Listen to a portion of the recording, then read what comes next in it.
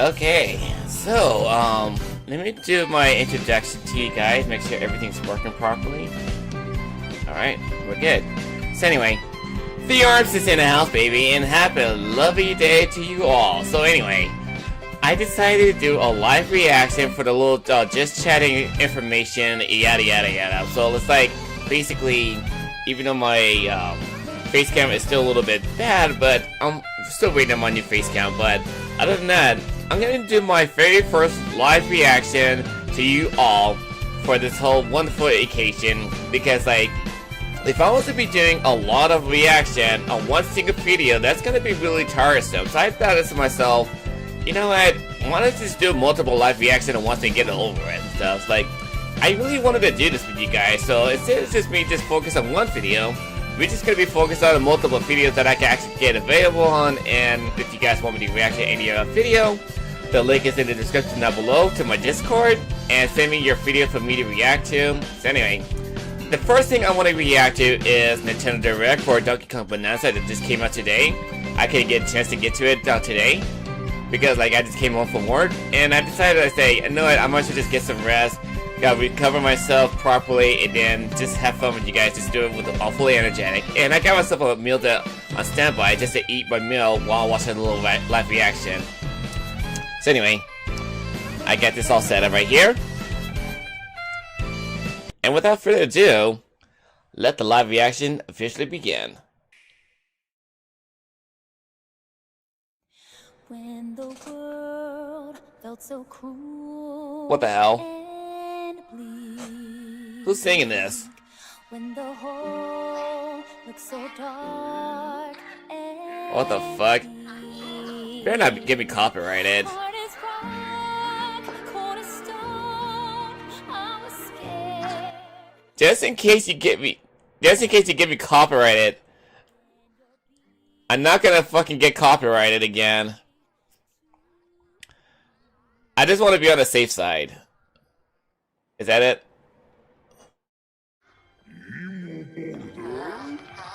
What the fuck? What the fuck is this? Who the hell are you exactly?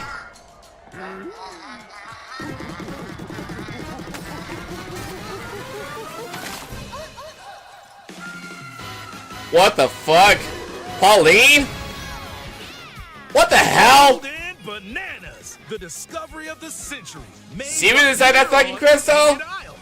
What just happened? Excellent news for #1 banana fan, Donkey Kong. However, just as he's about to enjoy the notable bananas, a sudden tempest sends him deep down underground. As his adventure begins, DK teams up with Oddrock. But Oddrock? it's Pauline. How the hell this came to Now, be? Donkey Kong just wants bananas. And Pauline wants to find a way back home to the surface. And this It's voice said that acting one wish will too? be granted by reaching the planet core. So the unlikely duo set off on a strange subterranean adventure. I should make a new thumbnail for The me and story Pauline takes and place TK in the together. underground What the world, fuck? where the scenery changes the deeper you go. Some layers are so spectacular that it's hard to believe you're underground. DK can run, jump, and climb through each environment. Using his incredible physical prowess, you can freely move in any I direction. mean, it makes sense that we're hanging on to him a dear life, so it makes Almost sense. Anything in your path, you can smash, crash, Good lord. and bash. I do not want to be pissing off that You gorilla. can even do this to a massive rock formation. You know, if you want. If we As want, you he battle says. through obstacles in your path, you'll also collect golden bananas known as Banandium Gems. Bananium Jim? More on those later. Let's take a look at some of the things this His Kong fixation can with do. bananas is ridiculous. Punch, smash enemies, walls. And since it's Pauline by herself, it's like me by his side on the right Most side and things she's on the you can left. get your hands on with incredible force. I mean, that'd be cool. Destruction can lead to discoveries, So set off a chain reaction and see what happens. Dive punch. Unleash a powerful punch directly downward. How deep you punch into the ground depends on the strength of the terrain. Roll forward. Roll at high speed and send lighter objects soaring. Combine this with punches and jumps to really mix things up. Oh, Hand slap. hand slap indeed. Make some noise to collect scattered items. I mean, that's helpful for gathering all that stuff around you. You can even use your feet when your hands are occupied. Got some Tear powerful off. feet. Grab a chunk of terrain and tear it off. Or tear up turnips to find items. And even tear chunks Oh, Jesus off your Christ. clothes. Ooh. Swing. Oh, hell no. I did not want to get near him when he's like Swing that. to attack. Harder That'd be chunks helpful, can be used though. to break stone with ease. Or Oh, smash thank you. I spiky appreciate thorns. that. Chunk jump. Use a chunk to double jump. This No, that's- will help you that's reach cool. new heights. Throw. Just to let y'all know, I'm going to be playing this game on my channel, by the way. Or aim at a target like this. Throwing a boom rock or gold can have explosive effects. If you throw chunks made of softer material, you can stick them to a surface and pile them. It will work. Turf serve. How does that even work? This lets you ride on chunks. Speed up and aim for smaller enemies to knock them away. What the Make fuck? music. The power of Pauline's singing will help show you the way. It can also remove these strange seals that someone left behind. You never know what you'll discover. It's like, in the here's the thing though, like, if Pauline was to be using the singing, I can use my brain. Like, I could be the brain, she could be the voice, and DK could be the fist. underground. So carve your own path with DK's ability. I mean, wouldn't that be funny if anybody actually did that? That'd be so cool. Oh my god, the world is fucking cool to explore. The many layers of the underground world are host to a variety of inhabitants. Hey, or speaking gibberish, like, DK's destructive tendencies. yeah, it really does remind me of Benja, because now you mentioned it. Cranky Kong and Bambi are Also here. venturing through the layers of the world. The fuck? Then there are the giant It does. elders, It who does. call It does the make him underground chunky. world home. They're said to possess ancient bonanza powers. Oh, what the fuck? These guys look old as shit. By learning their bonanza powers, I can't believe this Pauline voice acting in this can do game. Something special.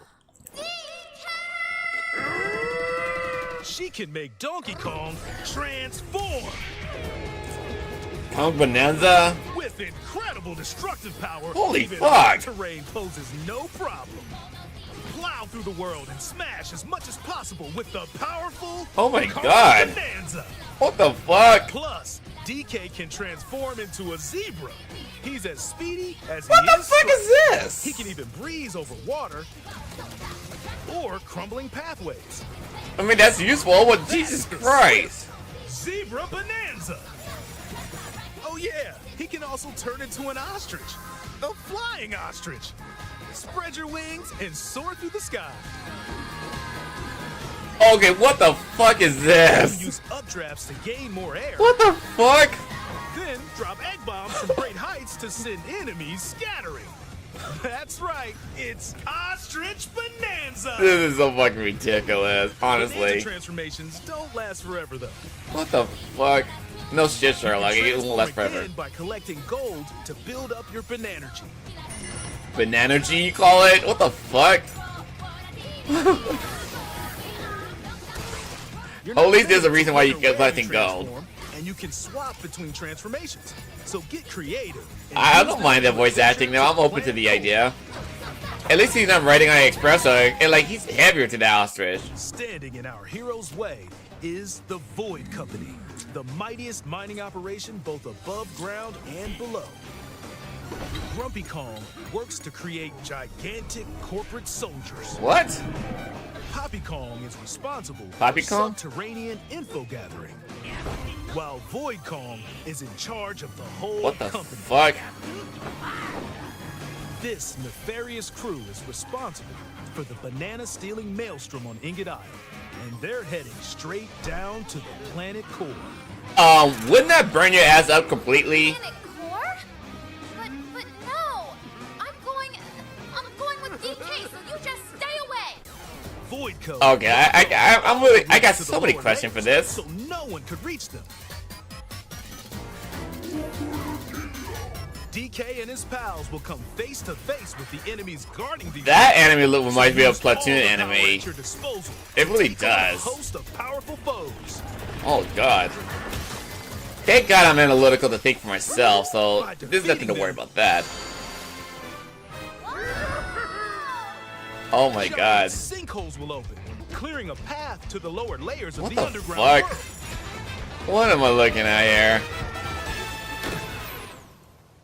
What the fuck is this? Found throughout the underground world are golden bananas called Banandium Gems. Banana Gems? They're not always visible though. I mean, the music sounds Sometimes cool, they're though. buried in the walls, the ground. What, can you and even other sense places. them or something? There are a whole bunch to find. It reminds me of Also, Super Mario obtaining Odyssey, gems by we collecting the completing challenges in the ruins found throughout your adventure. moon pieces. Let's do this! Challenges include time-limited battles, courses where you'll need clever solutions, side-scrolling stages, and more. What the fuck? Keep your eyes peeled to find the Banandium Gems. Okay. There are plenty of ruins to What am I looking at? so give them a try. This is all interesting. I'm glad I got the Nintendo Switch 2 for this case. I'm glad I got the Nintendo 2 for just for this occasion, you know? We're gonna have a lot of fun when it comes out. Ooh, banana. Goddamn. What the fuck? As you collect Banandium Gems, you'll gain skill points. Skill points? These can be used to increase stats such as your max health or the destructive power of your punches. Power up Donkey Kong to match your playstyle. For example, if you strengthen your sonar, you'll be able to detect treasure from further away. That's good to which know. can lead to new discoveries. That'd be helpful, actually. That's actually helpful. I will Use focus on skill that points first. to learn new skills. There are all sorts of items to find as you explore. Banandium chips are shaped like slices of banana. And they can be traded for Banandium Gems at the Chip Exchange. These gold nuggets are, unsurprisingly, called gold. You can exchange gold for Really? useful items at the Stuff Shop. This is the weirdest game so There are far. fossils I'm actually too. having fun watching it, though. You can Fossils? trade these for different fashions at local style shops. Okay.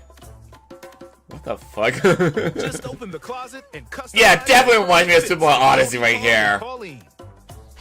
It really fucking reminds me of Super Mario You can change Odyssey. up your fur color. No look is too much for Donkey Kong. You can go or naked, too too. little. Almost every article of clothing comes with its own benefits, so mix and match your look to suit the situation. That'd be helpful. It's good to know. If you find a treasure chest buried in the ground, crack it open, and you might receive a treasure map showing the location of Banandium Gems or fossils. Oh, good to Their know. locations will be marked on your map. Pretty helpful for finding collectibles.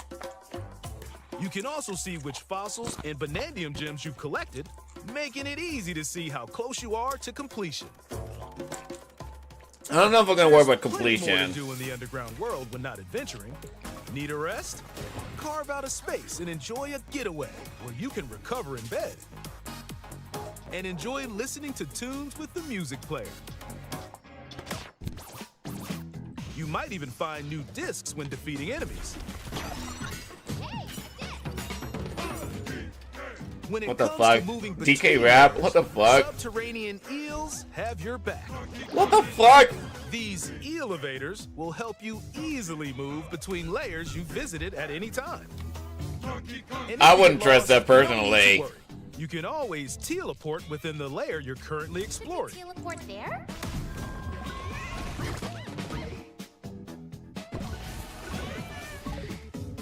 That is so In ridiculous. photo mode, you can freely change the in-game camera angle and adjust other settings to snap pics. Get a photo like this or that. Of course, when it comes to the Unleash your inner snapshots, it's fucking Shutterbug and ridiculous. create your own captivating scenes. By That's pretty sharing cool. a Joy-Con 2 controller or using a second set, you and a pal can control Donkey Kong and Pauline Seriously? to buddy up in local co-op play. As Pauline, What you am can I- unleash vocal What the blasts f- using what the Joy-Con 2 fuck? mouse controls. You can also copy the material of nearby terrain to give your vocals even more texture. What the fuck? By working together, even tough enemies don't stand a chance. This is so fucking ridiculous, in my opinion. That's literally like cheating right there for without any good challenge. This game also supports Game Share. Even No. if only one player has the game, they can quickly share it to another player so they can join on their own system. It can also be shared locally to a Nintendo Switch system. Plus, you can play online between Nintendo Switch 2 systems. No using game chat for me, Share please. Via Game Chat. I'm gonna do it right now live on my channel. It's all good. If you need a little help with all the platforming action, Assist Mode is the way to play. It guides you in the right direction, halves the damage you receive, and more.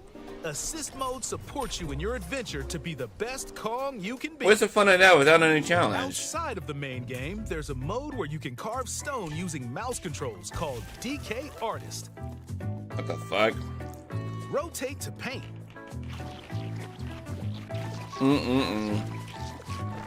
Carve material. Or add some back on. You can even change the lighting and add What am I- delectable what? banana effects. Mm-mm-mm. Give it a try and sculpt to your heart's content. I can't imagine people would do something way worse than that. Trust This me, game I also know how supports people amiibo think. Accessories. A new Donkey Kong and Pauline amiibo figure is also on the way. Scanning it unlocks Pauline's diva dress. By scanning the Donkey Kong series amiibo shown here, gold Kong tiles with explosive power will appear. What? Dee and Dixie are here The other too? amiibo released up to this point is also compatible. How did they end up in this If mess? you scan them, you'll get giant spheres like these. I'm surprised Dee Dee's not his partner. What the fuck? Look at us, DK. I love to sing more than anything. I have this dream. Maybe if we get to the surface, you and me, we can make it more than a dream. Oh, it's already a reality. Next thing you know, DK ended up kidnapping you, and Mori had to go rescue your ass. Hopefully this is getting copyrighted with this music. I mean, this looks really impressive. I will admit that. The presentation looks really cool. Talented singer Pauline as they set out on an adventure to the fabled planet Core. And there's the little duels. My own special power?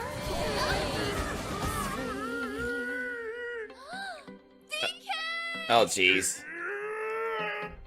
It has a good story element. I really am looking forward to Donkey that. Kong Is that- Bonanza. Is that like all of it? Yeah, that's it. Available July 17th only on Nintendo Switch 2. Pre-orders are available now on Nintendo eShop. The Donkey Kong and Pauline amiibo will also be available July 17th. Okay, so I have like some few questions. One, what happened to Pauline? How did she become small? That's two.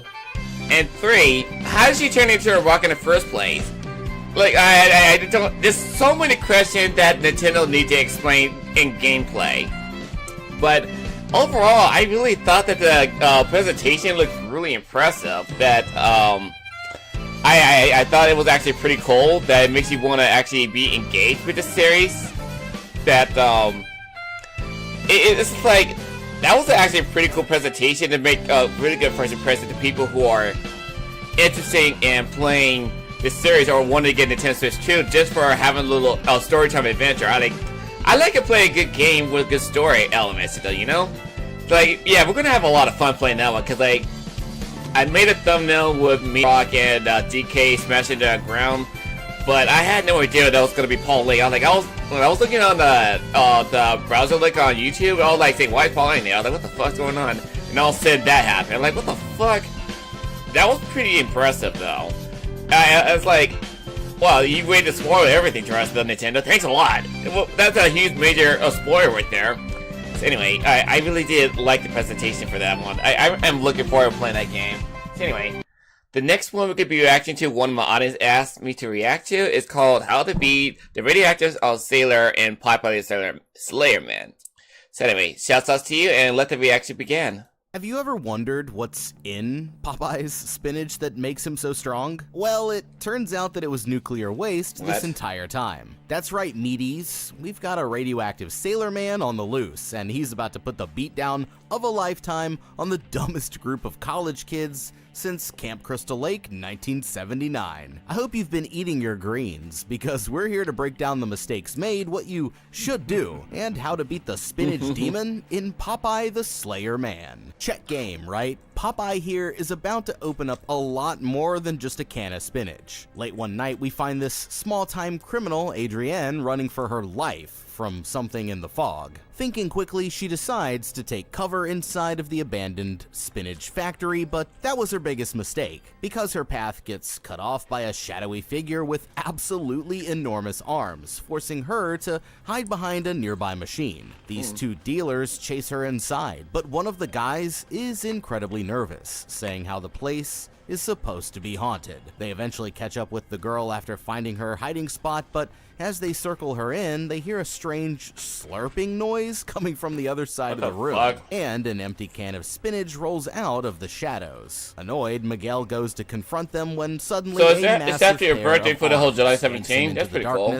And all they can hear are the sounds of him being torn to shreds until he's thrown back to the floor with his guts looks like spilling out of his body. That's when Popeye finally emerges, grabbing the pathetically tiny knife out of the other guy's hand and snapping his wrist like a toothpick as blood starts spurting out of the artery. Putting a hand to each side of his head, he effortlessly crushes the man's skull like a watermelon. And as she's cowering in fear, Adrienne shouts that he's a monster, but Popeye deadass replies, I am what I am, before turning on her next. That makes 3 down with 11 more to go. What the fuck? Alright, so what you got me to react really to? These idiots that if you want to mess with Popeye, then you better be eating yo spinach. I mean, he just obliterated all 3 of these lowlifes without taking even the slightest amount of damage. And that's why if they were smart, then they never would have set foot inside this death maze in the first place. Although it's better than nothing, an abandoned factory isn't exactly the best place to hide out because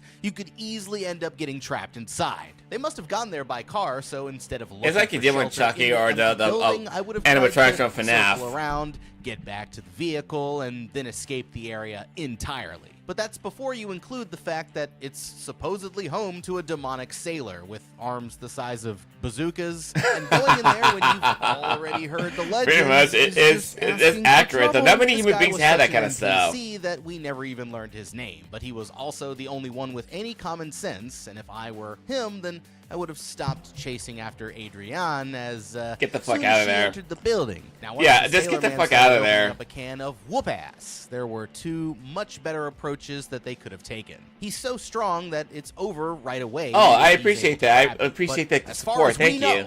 He's still vulnerable to normal forms of damage. Let's say they worked together and fought as a team. They could have used their numbers as a distraction, with one person drawing aggro from Popeye while the others flanked to his sides, and tried to take him down with an improvised I don't know if that's gonna work. We turn to the If you like a cartoon slapstick, he would practically be invulnerable to pain. Faster than Popeye to get away. You just have to be faster than the guy standing next to you. That's right. I don't know what Buddy was planning to do here with that little toothpick. Why he even thought Popeye would even care that he had a hostage. But while the sailor was busy pulverizing his skull, Adrian here had every chance to run for the door and make her escape. Instead of taking the perfect opportunity to get the hell out of there, she disrespected him straight to his face after he literally just got done saving her life. And now it looks like rotten spinach will be the last thing that she ever smells. Bon appetit. Yikes. The next day, this film nerd, God. Dexter I mean, here meets up with his best friend She's Lisa, gone. trying to convince her to help out with his latest project. He's Jason planning to Stevens shoot a as the documentary Sailor about Man? the ghost of the Sailor Man, and he's already recruited his crush Olivia, but she isn't convinced until he mentions that his handsome friend Seth is coming along. That's good enough to get Lisa on board, and with the addition of their friend Katie, they're ready to explore the abandoned factory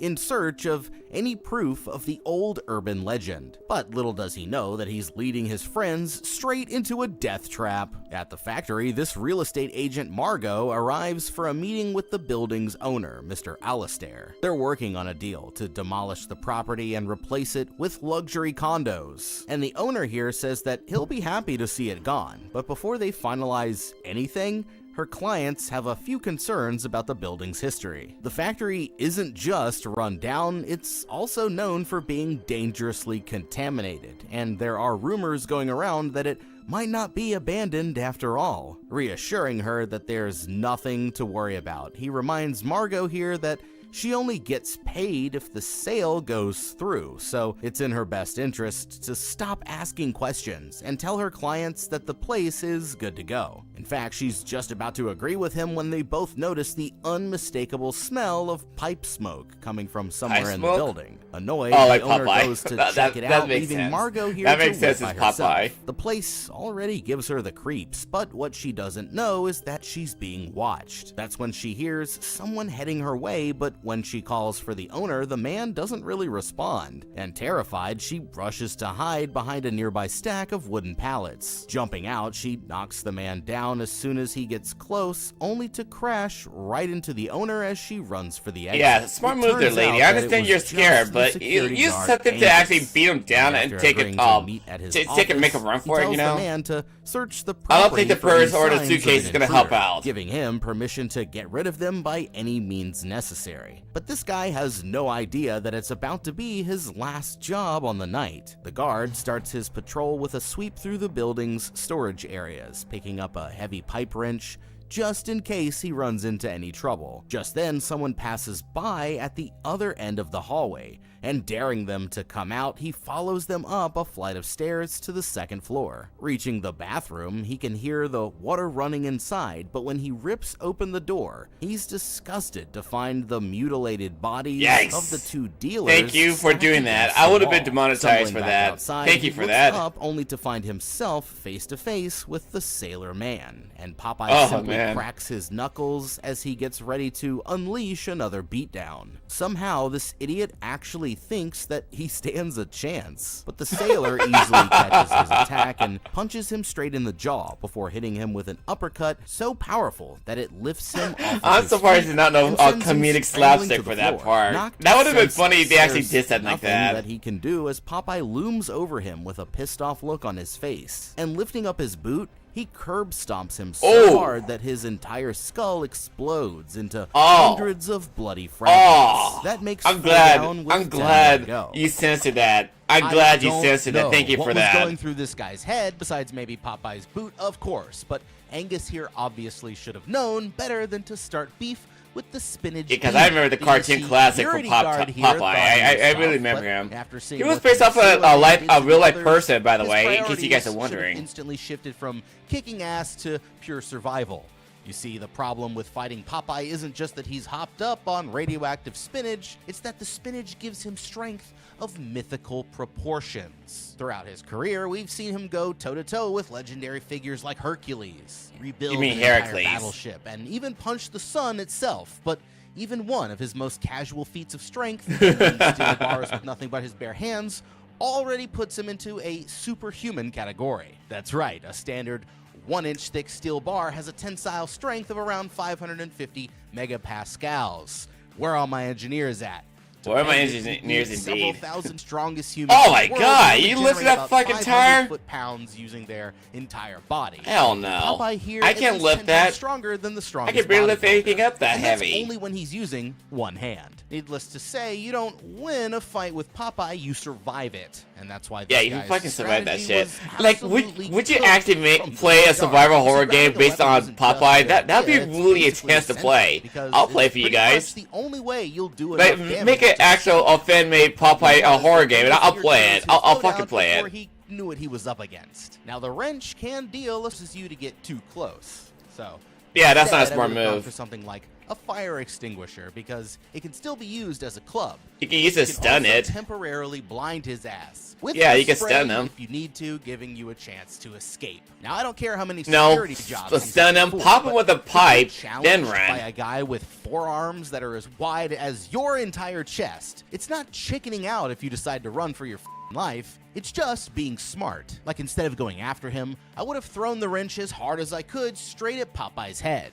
Then grab the cargo net from the crate behind him, Smart move. throw it over Popeye's head to slow him down, and escape through that big, wide open door that was 10 feet away. Like, I'd rather That's actually a smart move. I would have done that, actually. Popeye's shoe, so it's always better to run when you have the chance. Back in town, they stop by Katie's bar to make sure that she's still in for the night. If it all goes according to plan, then Oh they're yeah, he hoping was. to get some Actually, footage he of was based this off for the alien Donkey ghost Kong. that Because like supposedly haunts the property. they wanted to But make an overhearing arcade them, this game salty with seagull in Popeye, the corner Pluto, here and chimes in Olive that Oil, the and also they stories replaced it are with the actually Kong, true, warning them to stay plumber, far away from and the factory a if they damsel. value their lives. So I That's remember when her that. low-life boyfriend Joey walks in, and it's clear that she isn't exactly happy to see him. He's So she just frustrated wiped to away hear her that lips? she's Like, what the still fuck? going to the factory with Dexter and his friends, but she stands her ground and insists on sticking to her plans. Still, that doesn't stop him from getting aggressive for absolutely no reason, and they decide to get out of there before he causes any more trouble. But what they could never expect is that they're about to run into somebody who's even worse. Just before dark, they meet up with the others in front of the old spinach factory and get ready to head inside. The place looks ready to fall down at any minute, and as Olivia looks around, she catches a glimpse of Popeye watching them from one of the windows, but decides not to say anything about it to her friends. They hit their first roadblock before they've even set one foot in the building because the director here didn't realize that the door would be locked. But luckily, Olivia steps in to save the day. Borrowing a nail file from Katie, she's able to pick the lock without much effort, impressing her friends and clearing the way for them to get inside. As they're taking their first look around, they're startled by a phone call from Katie's boyfriend, but she declines it and sends him to voicemail instead. She might think it's a healthy boundary, but Joey here is absolutely furious, and it gets worse when his buddies start egging him on, saying how she's probably cheating on him with Dexter. He decides that he wants to go look for them at the factory, but only Terry here thinks that it's a bad idea. He's heard the stories of the ghostly sailor who's strong enough to fight 10 men at once, but his friends are convinced that it's just a story. And no matter how hard he tries to talk them out of it, these two won't give up until they've learned their lesson the hard way. Yeah, Right, it's these gonna be on them assholes are though. about to make a It's gonna huge mistake. it's gonna be on But them. for Dexter and his friends, it's actually good news that they're showing up. Hey, They're Kieran. completely What's going on? Hope you unaware enjoyed of the what show. they're going to I'm enjoying this encounter so inside. far. And even though they haven't run into the Sailor Man yet, he's already watching them. So it's only a matter of time before the bloodbath starts. I mean, even that random barfly chimed in to warn them that Popeye doesn't like visitors. Hold up. When your conversation If you want to be triggers left a alone, I fucking wouldn't like visitor exposition dump either. from a random NPC, you need to take that seriously. I And agree. That's why if I were committing to the trip, then I would have made sure that we had the right equipment first. Now, one thing that they're not considering are the environmental hazards that have come from a place like this. This factory has been abandoned for over 20 years, and because of its location near the docks, it's quite possible that massive black mold colonies have already formed throughout the Black entire mold? building. Shout What out is to this, my black Resident Evil mold 7? colonies out there. Y'all motherfuckers is airborne with side effects including difficulty breathing. Yeah, good luck with all the and mold. 'Cause hallucinations breathing in if mold you is not inhale that unhealthy black- for y'all. So knowing this, one of the first things that I would have packed were respirators for the whole squad. Let's see. I got one myself, actually, in real Also life. creates a dangerous I really got one myself in my situation because room. There's no guarantee that their phones. Yeah, will you never have know what you come service in across. every part of the factory. I mean, instead of using their phones, they should have packed some walkie-talkies or some personal whistles or some shit. Last, but definitely not least, I would have packed some pepper spray to give them a long-range, non-lethal option Ooh, in case they were on a attacked. woman. And What the also fuck? make sure that everyone had like a heavy-duty crowbar, because not only are they great for getting into locked areas, but they're also excellent self-defense tools if Popeye or any other creeps show up. Which brings us back to what I said before about Joey and his friends. They may not be coming for help, but they'll make perfect meat shields. once the sleigh starts. So once Popeye powers up and starts catching bodies, I wouldn't hesitate to throw those losers under the bus if it gave me a chance to skedaddle. Before leaving for the trip, I Olivia actually here would did agree some with you on research that into one. the I would have factory's done the same history. thing. It was She life or death explains that it situation. used to be And the those area's people are main mean to an employer. end. I would have They just need got to the cover fuck a out lot of there. I was like, ground, nope. so they I decided don't to know you split up guys. into I don't groups, respect with you guys. I don't Katie care staying about you guys. behind to You're on your watch own. the cameras I'm that for way. any paranormal activity. Seth and Lisa haven't made it far when they find an empty can of spinach sitting on the shelf and laughing about how bad it smells. He disrespectfully launches it across the room when they hear something clattering across the floor behind them, and turning around, they see the same damn can of spinach rolling back out of the shadows. They end up blaming it on some pigeons, and Seth immediately starts acting like he would have thrown hands with the Sailor Man if he was real. But what he doesn't know is that Popeye has been listening the whole time, and he'd be Oh, more than jeez. happy to grant his wish. Oh, As for man. the others, they're still busy getting some B-roll footage for Dexter's documentary, but so far they haven't found anything unusual. Noticing that something is bothering Olivia, he tries asking the girl to share what's on her mind, but for now it seems like she'd rather keep it to herself. They set up one of the cameras in the main area of the building before going to investigate some nearby offices for any leads. Back at base camp, Katie here is just passing the time by scrolling through her Instagram, but she's so distracted that she doesn't notice Popeye appearing on the screen only moments after Oh, I they're got a gone. love screen. Meanwhile, the realtor Margot comes back after realizing that she forgot some important paperwork. She notices the other cars parked outside and gets worried that the security guard doesn't seem to be around. It's pretty strange, but she's able to find the documents without any trouble. The only problem is, somebody doesn't want her property deal to go through. She's walking back to her car when she trips over something in the darkness, and looking down, she's horrified to discover that it's the security guard's headless body. That's when Oof. she hears an angry Yikes. grunt from over her shoulder and looks up to see the That Sailor would have Man been funny. He standing like, it said just that a few angry feet away. gun. It said that Terrified, angry the grunt. He woman was runs like, for her life, ah, but there's nowhere that she can hide from he hears that Popeye's noise. evil squint, and he just keeps power walking after her. As I she would've laughed scrambles so to hard if find they an did exit. that. Eventually, she makes it to a door. I that's am what I blocked by am, approximately says what I 10 am. rounds of jumping, and lose him on the other side. Or at least that's what she thinks. All of a sudden, she realizes that he's still holding onto her hair through the door. Oh, I got He it. starts tearing That'd off be the so woman's fucking cool to scalp know about until that. the whole They thing need to make a finally fan game, resumes. horror game for that Lifting kind of her up, he stuff. carries the woman It's like over he's to a just minding trash on business. compactor and locks her The next thing you inside. know, if he And hears there's nothing something that she noise, can do he hear him besides laugh scream like say, for ah, help as in it the slowly distance. It's like, what crushes the her to fuck? death. And then That that'll give you makes chills 5 to the down body. with 9 more to go. Unless he's gone. All right, well, I can tell you this much. Popeye really doesn't like it when you talk about demolishing his house, but besides this just being another one of his brutal attacks, it actually gives us a better perspective into his own mental state. Yeah, let's go there. Notice how he never ventures off the property seeking new victims, and instead he only goes after people who are foolish enough to mess with his home.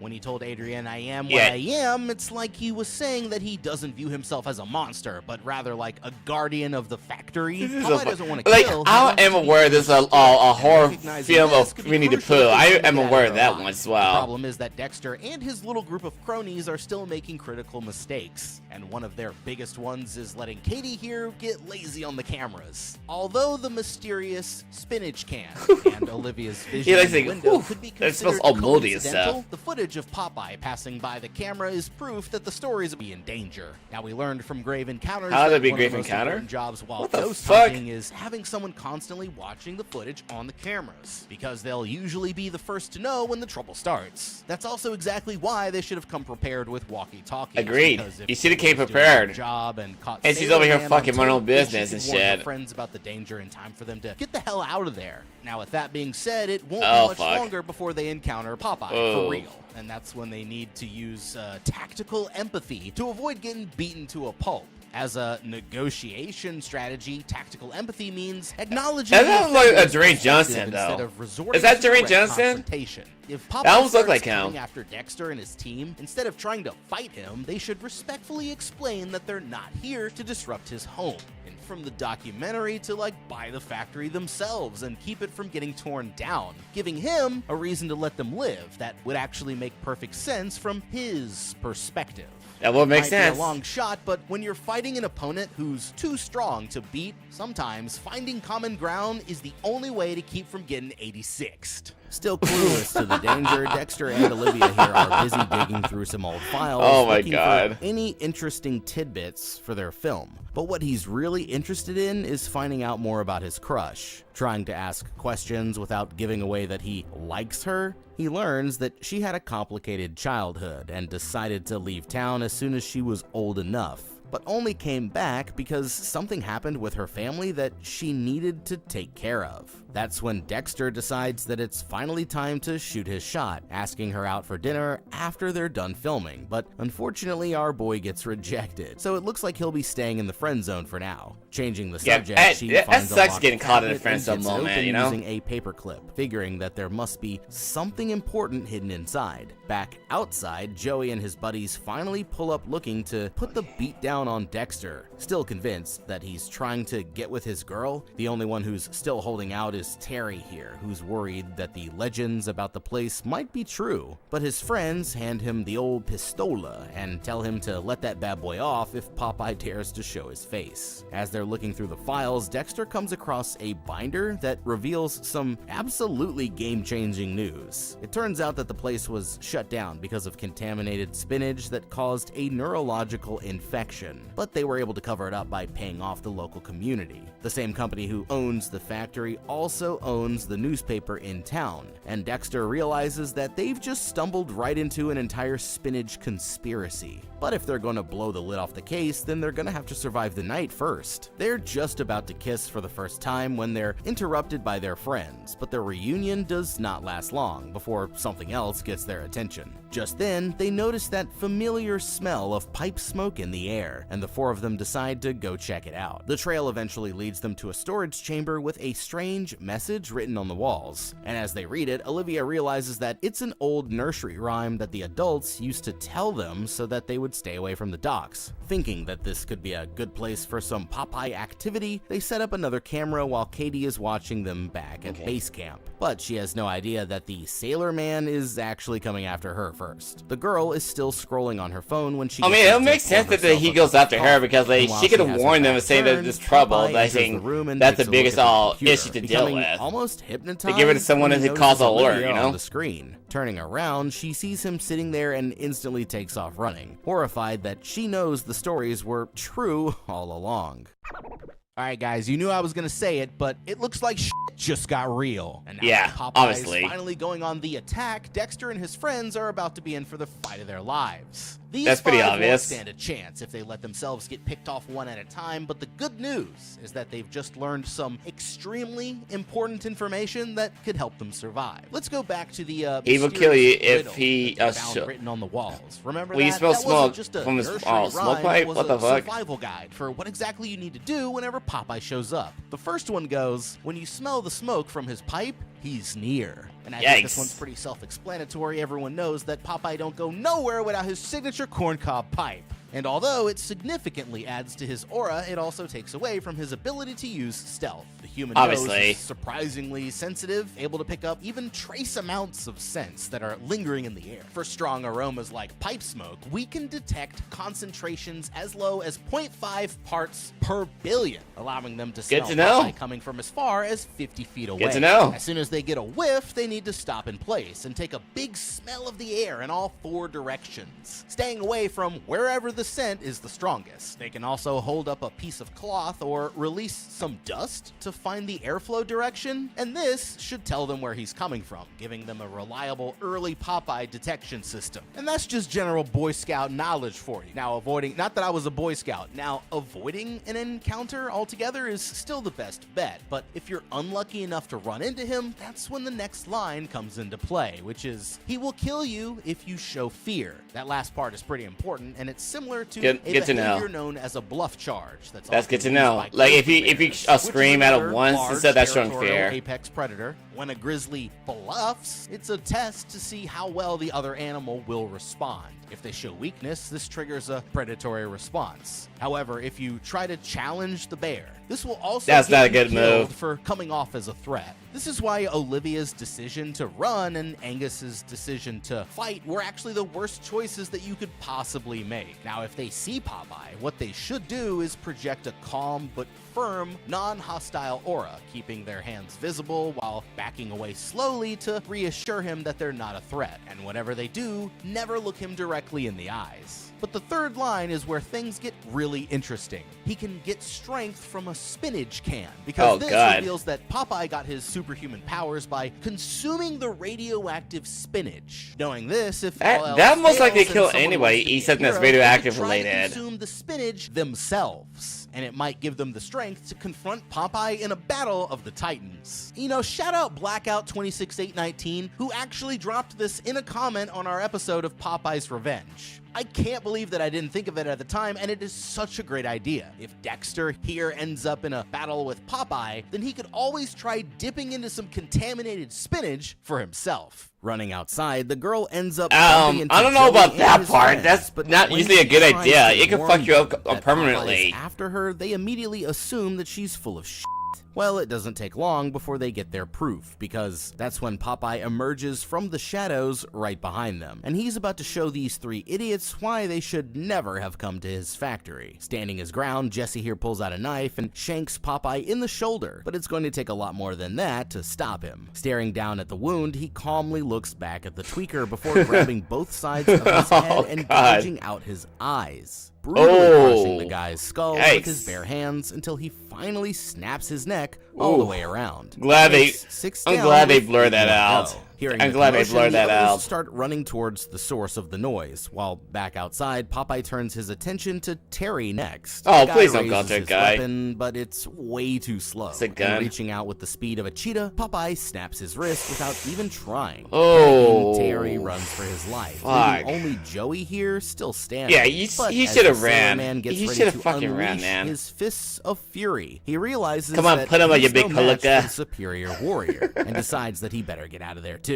That leaves Katie completely defenseless, but lucky for her, Popeye moves on without adding her to the kill count. When the others get back He to likes their to base camp, SA's you they're for worried to last, find that Lace. Katie has suddenly disappeared. SA's So they you for decide to split last. up into pairs and start looking for their friend. As for Terry, he actually manages to make it back outside, locking the door behind him as he limps to the car, and struggling to get it started thanks to his injured hand. Finally, he Yikes. turns on the engine and hits the gas, but for some reason the car will not move. Is he And pulling looking in it? the mirror, he realizes that Popeye is holding on to the bumper, lifting the tires completely off of the ground. His only choice is to take off running deeper into Oh the my property, God. and this time he ends up being chased to the abandoned docks. But he's in such a hurry that Oh he my doesn't God. notice a nail-covered board lying in his path. Oh. And he accidentally steps right on top of it, driving the spike Oh. all the way through his foot. Yikes. Yelping in pain, he has to stop to pull the nail out himself, but Popeye hears his screams, and they end up leading him straight to the perfect weapon. The bully tries to get away, but eventually there's nowhere left for him to run, and as he lies on the ground begging for mercy, Popeye lifts an anchor high into the air. Oh, and brings it no. down straight onto his Oh. neck, brutally Ah. decapitating him with 2 powerful strikes. Oh. That makes 7 down with 5 Yikes. more to go. Hate to be that might have guy. been one of the most embarrassing things that I've ever seen. These guys had Popeye outnumbered 3-1 plus a freaking pistol, and yet they got squad wiped within the first 30 seconds of the battle. The reason why they did so badly here is because they broke every single rule of survival when it comes to a Popeye encounter. Such as? Right, one look at this guy tells you that it's not just a regular fight, it's a boss battle. So instead of attacking him one at a time, they either needed to run for their lives or use their numbers to their advantage. Like for example, while Popeye was distracted by Jesse, Terry could have hit him with a shot from his weapon or even aimed for the fire extinguisher That he will- was standing that would make right next sense. to, That makes causing it sense. to explode and spray chemicals all over the place that would disorient the sailor and give them a chance to run. Speaking That's of smart Terry, he move. had the best weapon that anyone could really ask for, but the way that he decided to use it was all wrong. It All he was. did I stay will admit back it was all about fucking 15 wrong. feet and emptied a clip, but he got so close that Popeye disarmed him before he could even fire a single Oh. shot.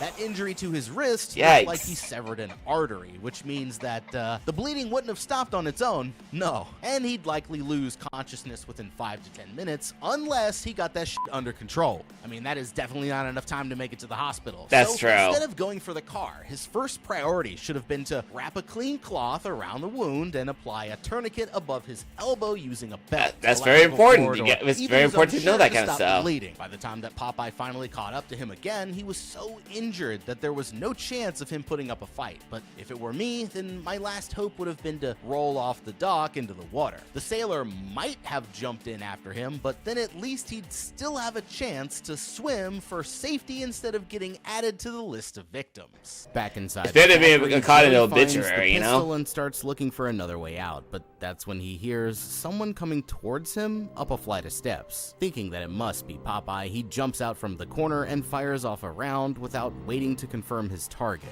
only to realize that he's just shot Katie right in the kidney. Injured no. and terrified, the girl Fuck. collapses in the corner, unable to believe what the hell just happened to her. What the But it looks like fuck? Popeye heard them too, because a moment later he comes walking up the steps, dragging the anchor behind him. He Seeing walks him up and coming, he Joey laughs. raises his weapon and pulls the trigger, but it jams, and he heroically decides to leave his girlfriend behind for the That's second fucked time, up. running out of there like a total That's chicken fucked just up. as Popeye closes in for the kill. After stumbling across one of the bodies, Seth and Lisa realize that they need to leave the factory and get help, only to discover that they've been locked inside. Needing a new plan, they think that they might be able to get a signal if they can reach the roof, but as they look back the way they came, they're terrified to see Popeye here already blocking the hallway, forcing them to choose a new path. Eventually, they find themselves on a catwalk high above the factory floor, and the only way to the roof is by climbing across a dangerous gap. Lisa tries to stop him, but Seth insists on trying to get across, and as he leans over the edge of the railing, he suddenly loses his grip, causing him to plummet all the way down to the level below. Yikes. As luck would have it, he lands on a stack of boxes that breaks his fall, but his foot ends up caught in a fishing net. Oh, He starts no. pulling on the net, trying to get himself free. Oh, When he no, looks at that's not him, gonna end Lisa's well. Relieved to see that he's still alive, but as they have their first kiss, the rebar pulls. Oh, no. come loose,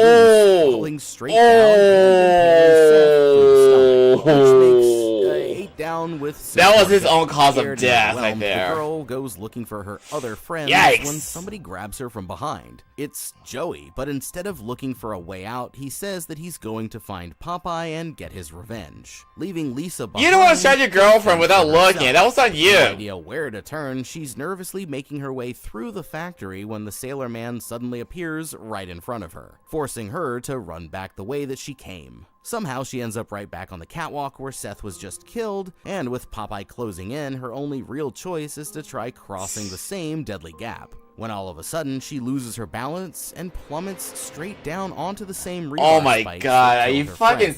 serious? 9 down with 5 Are you more to fucking go. serious? Wow. I'm I fucking. mean, just wow. What Remember the before when I fuck? said that Terry's death was one of the most embarrassing things That I've was ever most- seen? Yeah, more that was a embarrassing. mistake. This right here has to be without a doubt one of the top 5 most idiotic ways that I've ever seen two characters die. So Seth and Lisa, I gotta tell you, you two just f***ed up like big time. Oh my God, I Jesus, where do agree. even begin? Oh, how about when you two decided to even set foot in this death trap in the first place?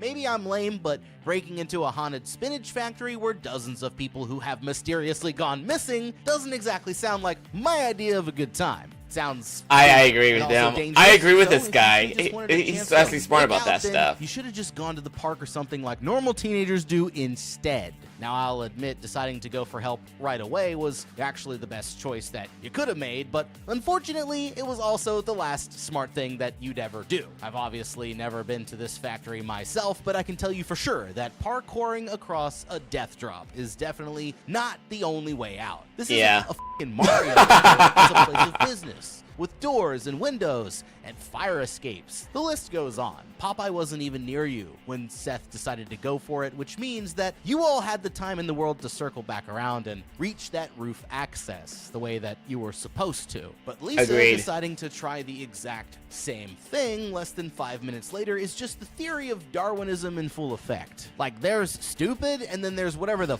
happened here. And when you're so idiotic. I always say it's object idiotic. takes you both out instead of the radioactive Sailor Man, that's when you know that you just f***ed up.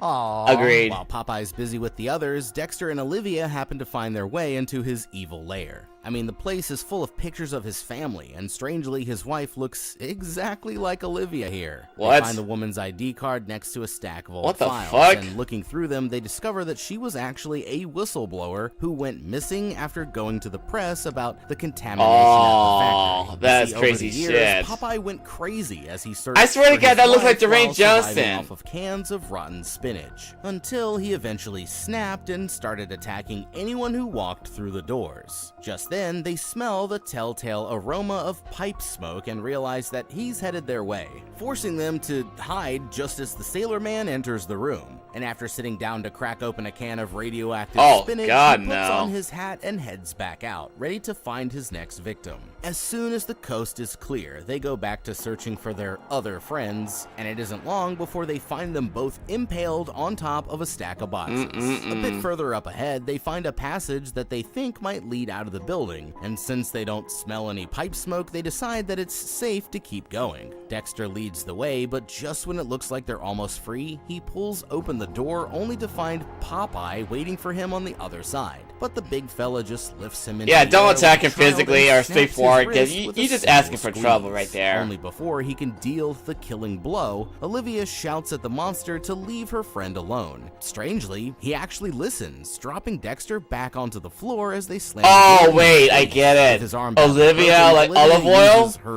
Wouldn't that make surprise sense as medical olive skills oil? to reset the bone, putting him in a makeshift That'd be sling insane if that once was the it's back in case. place. It's enough so that it won't get any worse, but he still needs real medical attention, like as soon as possible. Yes, he does. Getting him back on his feet, they're limping for another exit when Popeye cuts them off once again. She asks the sailor if he knows who she is, and it turns out that Popeye here is actually her dad. Getting through to him, he reaches out a hand as a sign that he doesn't mean any harm, when all of a sudden, a shot rings out through the factory Her and dad? he's hit straight in the chest. It's that What the asshole fuck? Joe back to cause more problems, and Olivia That was a rushes plot after twist him right as there. the Sailor Man turns and disappears deeper into the building. Catching up with Joey, they try to explain that Popeye's only crazy because of the radioactive spinach, but he threatens to kill them both if they try to stop him. Suddenly, that's when Popeye charges at him from the darkness. Stopping the fight, Olivia calls out to her father and tries one last time to reach whatever humanity he has left. But just as it looks like she's getting through to him, Joey holds a spinach can up to her neck, threatening to kill her as a way to get revenge for his friends. At the last You second, killed the girl your slips on his foot, ex-girlfriend buying herself a chance without to looking. escape. That was And your as soon as fault. she's out of reach, Popeye holds him down and rips his entire arm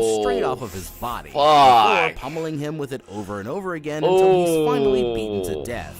That makes 10 down with 4 more to go. Stumbling into Yikes. the daylight, they're kind of relieved to find Katie still alive just as an ambulance arrives on the scene. I'm surprised When the he police survived that. ask them what happened, they claim that they were attacked by a crazy guy who ran off to the docks. But only they knew the true story. Hours later, the owner, Mr. Alistair, is on the phone trying to drum up a new deal when he finds a can of spinach on the floor. That's not And gonna end suddenly, well. Popeye appears directly behind him.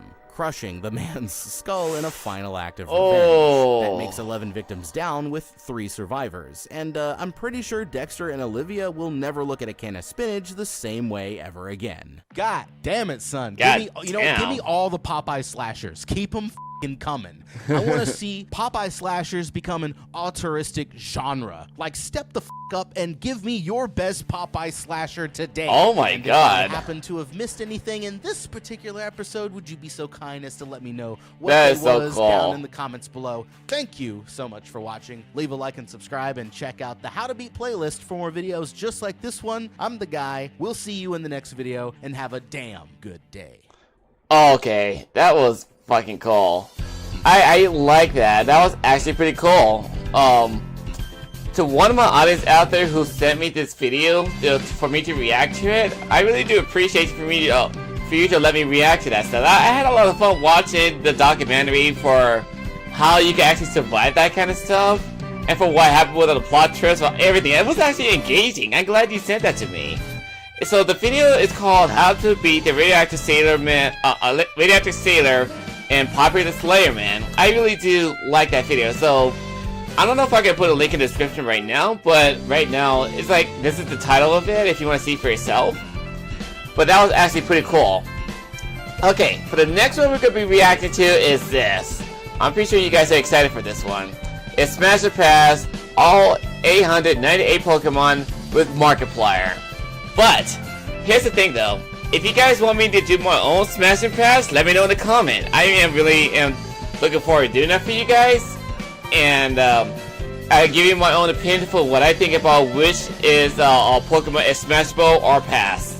So anyway, let's just jump into this next video right here, and without further ado, let the next video reaction begin. Pass. Pass. Of course you Pass. pass them. Pass. Yeah, it makes sense that you pass Pass. them, Mark. Pass. Pass. Pass. Okay. Pass. Okay. Pass. Yeah, just Pass. pass that stuff. Pass. Pass. Just pass it. Pass. Yep, pass it. Mark, pass it. Pass it! Smash. Pass. The Pass. fuck? Pass. Oh my god. Pass. You have a thing? Pass. What Pass. do I have any opinion to crushing his judgment? No. No. Smash. Pass. Why would you want to Pass. fucking smash that Pass. thing? Pass. I don't even want to think about how you could do that. Pass. Pass. Okay. Pass. Just keep Pass. Yeah, just keep passing. Those Pass. three categories Pass. are basically poison type. Pass. No. No. Smash. Pass. Pass. Pass. Pass. God damn, Mark. Pass. Pass. Okay. Pass. Keep Pass. Yeah, just keep passing it. Pass. Go. Pass. No. No. No. Smash. Smash. No! Pass. No! Pass. There's so many things I can say, but I don't want to say it. Pass. Pass. Pass.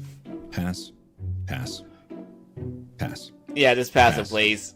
Pass. Yeah, pass them. Pass. Pass. Pass. Yeah, just... No, Mark, no. Pass. Yeah, pass it. No! No, no, Mark, no, please, Mark. Pass. Pass. Pass. Pass. Pass. Pass. Oh, God. Pass. Pass. Pass. Yeah, just pass them. Pass. No, Mark. Smash. No! Why? Why? Pass. Pass. Pass. Pass. Pass. Pass. Pass.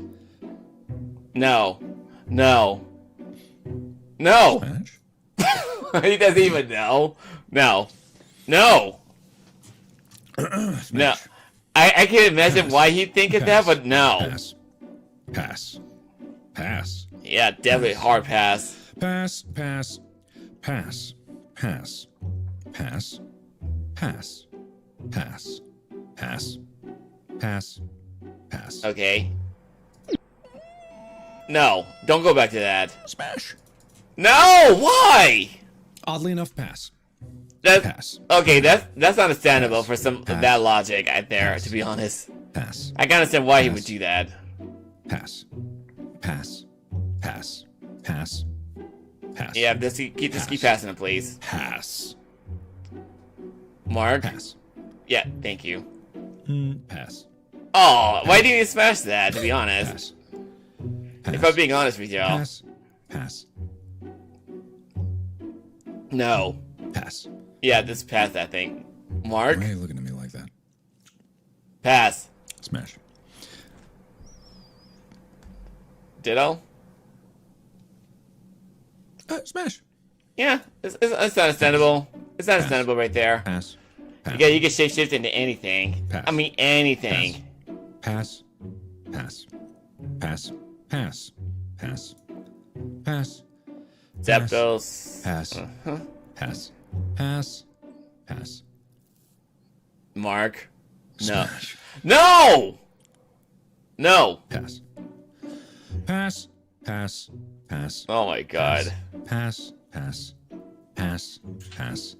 Pass. Pass. Yeah, just Pass. fucking pass it, please. Pass. Now we're getting into things that I have no idea. Pass. Pass. Pass. Pass. Pass. Pass. Pass. Pass. No. Pass. Just pass it, Pass. please. Pass. Pass. Pass. Pass. Pass. What Pass. the fuck? Pass. Pass. Pass. Pass. Pass. Pass. Okay. Pass. Pass. Pass.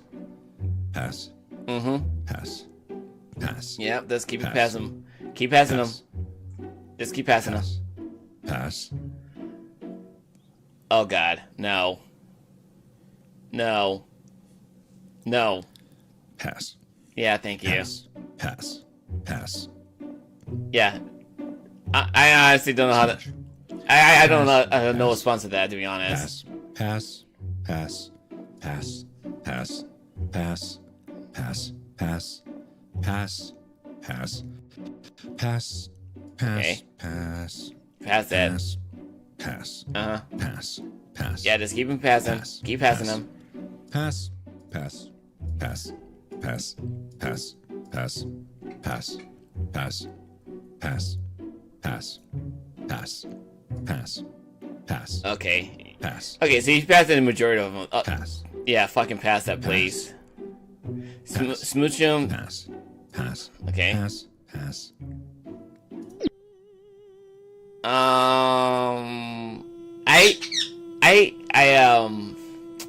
Smash? Smash. Yeah, I kind of agree with him with that one, to be honest. Pass. Pass. If I'm being honest with Pass. y'all. Pass. Pass. Pass. Pass. Pass. Pass. Pass. Pass. Okay. Pass. Smash. Pass. You burn up, Mark. Pass. Pass. You fucking burn up. Pass. Pass. Pass. Pass. What was that? Beautyfly. Silcoon. Pass. Yeah, pass Pass. that. There it is again. Pass. Cascoon. Pass. Pass. Pass. Pass. Pass. Pass. Pass. Okay. Pass. Pass. Pass. Pass. Pass. Pass. Yeah, smash that. That's basically smashable. Smash. Yeah, that's Pass. that's not understandable Pass. right there. Pass. Pass. Pass. Pass. Pass. Pass. Pass. Pass. Pass. Okay. Pass. Pass. Yeah. Pass. Pass. Pass. Pass. Pass. Pass. Pass. Pass. What? What's wrong with your head? Pass. Pass. Pass. Pass. Pass. Pass. Pass. Pass. Pass. Pass. Pass. I don't even know what the fuck those two were. Pass. Pass. Pass. Yeah, that's some weird Pass. shit, Birdie. Smash. No! Pass. That thing will crush your ass, Mark. Pass. That thing is a fucking well. Pass. Pass. Pass. Pass. Pass. Pass. Pass. Yeah, pass Why that. are you looking at me like that? Pass. No. No. No. Mark, please, no. Pass. Yeah, It's a just, hesitant pass, but pass. just fucking That's pass just it. the moon. Pass. Pass. Pass. Pass. Pass. Gross. Pass. Pass. Pass. Oh no. What the fuck? What are you? I haven't even played that much Jarnor. I don't even know what the fuck. What the fuck? Bill. Pass. Pass. That was the evolved form of that thing. Pass. Pass. Pass. How would I know that? Because it has the You same look like me, identical thing, you know? Pass. Pass. Pass. Pass. Pass. Pass. Chime Joe? Pass. Pass. Pass. Pass. Pass. Pass. Pass. Pass. Pass. Pass. I don't think you want to do that. Smash. Because like it has like fucking breasts, shell. Smash. Pass. It's a butt. Ball sack. Pass. Love this. Pass. Pass. Pass. What am I looking at? Pass. Still don't know what I'm looking at. Pass. Really don't know what I'm looking at. Pass. Pass. What the Pass. fuck? Pass. Pass. Pass. Pass. Pass. Pass. Pass. Smash. No! Pass. Pass. Don't fucking smash that. Pass. Pass. That was so Pass. fucking random. Pass. Pass. Pass. Pass. Pass. Nice hair though. Still pass. It doesn't have hair, it's feather. Pass. Pass. Pass. Pass. Pass. Pass. Pass. Yeah, you better pass those guys. You better pass them. Pass. Pass. Pass. Pass. Pass. Pass. Pass. Pass. Cute. Pass. Yeah. Not as cute. Smash. Pass. Pass. Pass. Oh my god. Pass. Pass. Pass. Pass. Pass. What the fuck? Pass. Pass. Pass. Binary. Told it, smash. Smash that thing. Would this make me a furry if I said smash? It doesn't matter. Smash. Yeah, this is Pass. smashable. It's smashable. Pass. Pass. Pass. Pass. Pass. Pass. Pass. Pass. Pass. Pass. Pass. What are you? It's a forbidden Pokemon. Forbidden fruit. Something sweet. I don't know. Pass. Pass. Pass. Pass. Pass. Pass. Pass. Yeah, pass that. Thank you. Pass. Pass.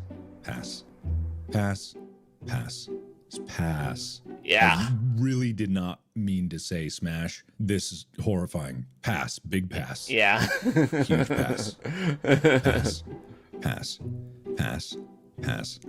Pass. Pass. Bevo. Pass. Licky? What the fuck? I think it's a very former Lickitung, right? Yeah, Pass. I'm surprised he didn't say smash on that one. Pass. Then again, it's a toddler, so it makes sense. Pass. Pass. Pass. Pass. Pass. Pass. What the fuck? That was like a little beard. Pass. The The Probo Bass. I don't know any of these names. Pass. Pass. Pass. Pass. Pass. Pass. Pass. Pass. Pass. Pass. Pass. Pass. Pass. Pass. Pass. As a hedgehog, Darkrai. I don't think you want to give a Darkrai. Smash. No! Pass.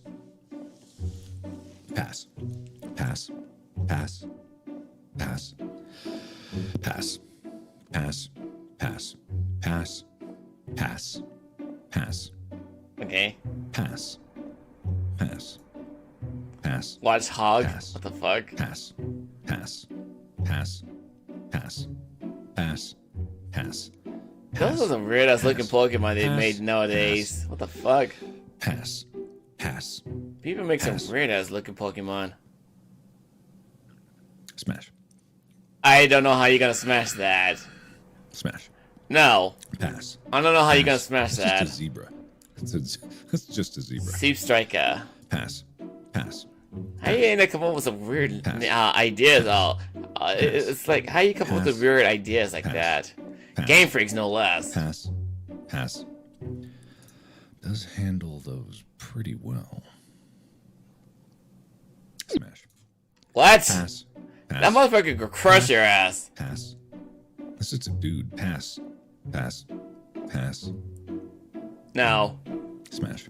No! Pass. I don't want to imagine that. Pass. Pass. Pass. Smash. Pass. Oh god. Pass. Pass. Don't like your eyes. Pass. I really don't like your eyes. Pass. Pass. Pass. Pass. Pass. Pass. Pass. What am I looking at here? What am I looking at? Yeah, smash. I don't know how to answer that. Pass.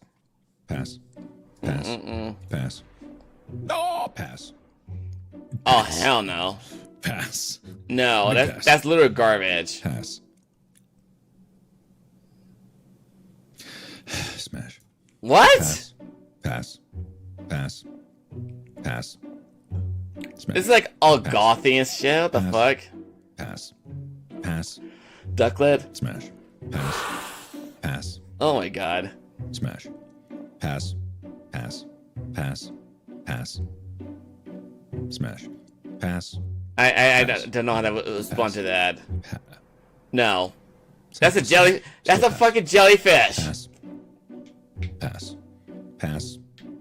Pass. Pass. Clink? Pass. What? Clunk? Pass. Clink lung? Pass. What? Is it sperm? Oh god. Pass. Pass. Pass. Pass. Pass. Pass. Pass. Pass. Pass. How did fucking Game Freak came up with these ideas? Pass. Great pubes, though, I guess. Pass. Pass. Smash. How do you smash Pass. that? That would definitely make me a furry. Pass. Pass. Pass. Pass. Pass. Pass. Pass. Pass. Pass. Pass. Minibus? I think What? I've noticed a trend. It's eyes. Still smash. Pass. I don't want to know Pass. what's your thing with that Pass. type of Pokemon, Pass. Mark. Like, what is your Pass. deal with that? Pass. Pass. Pass. Pass. Essentially. Is that another genie? Pass. Pass. Pass. The third genie? Pass. Pass. Pass. Pass. Pass. Pass. Pass. Pass. How many are there? A lot, actually. Pass. Smash. Pass. I can see Pass. a little bit of that. Smash. A little bit of that. Pass. I can see Pass. why he thought that too. Pass. Pass. Pass. Pass. Pass. Pass. Pass. Very. I mean, I'm not considering. I'm just saying it's just like this is not subtle. Pass. You don't say. What the fuck?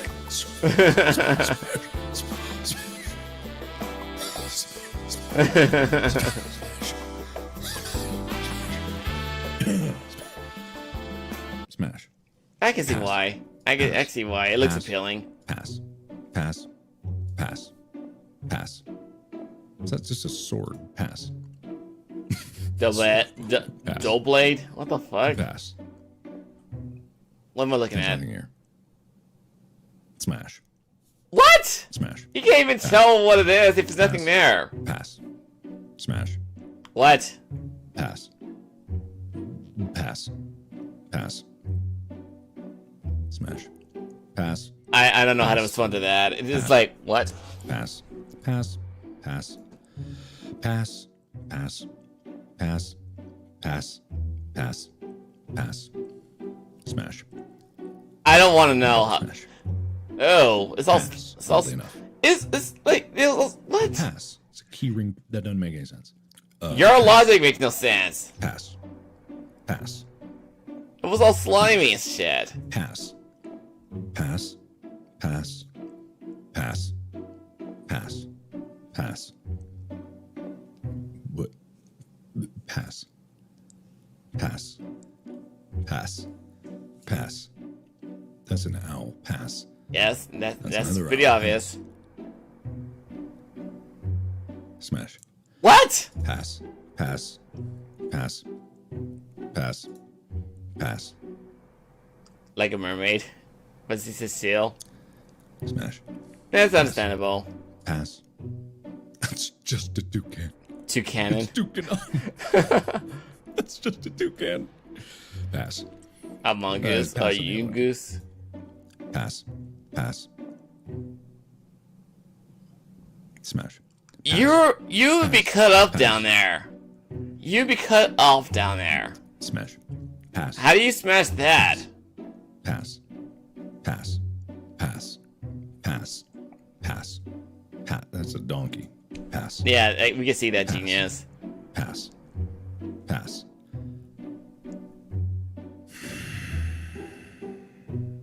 Smash. What? I don't know how you smash that one. Pass. Ooh, fuck. It's making me question things about myself. Smash. I agree. Even though it's poison type, but Look, it's got tits. It's jutting its tits out. It's like 100% female. Yeah. 100%. It's toxic, but you know, you overlook that. Smash. Pass. Pass. Pass. Pass.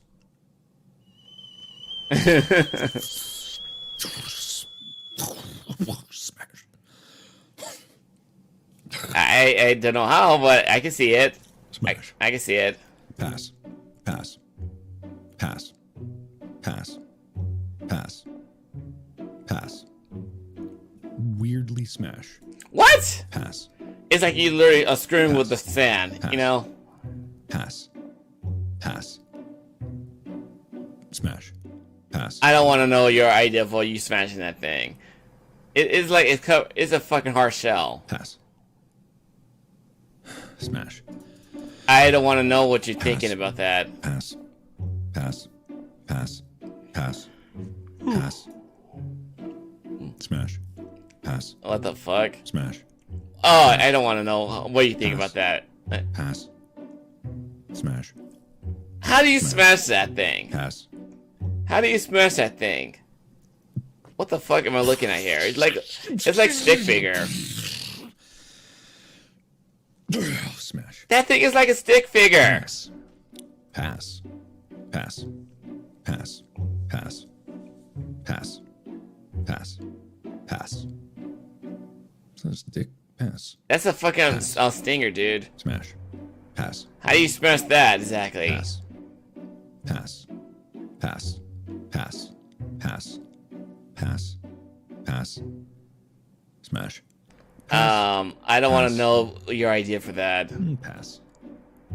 Look at the chubby cheeks. Pass. No, pass.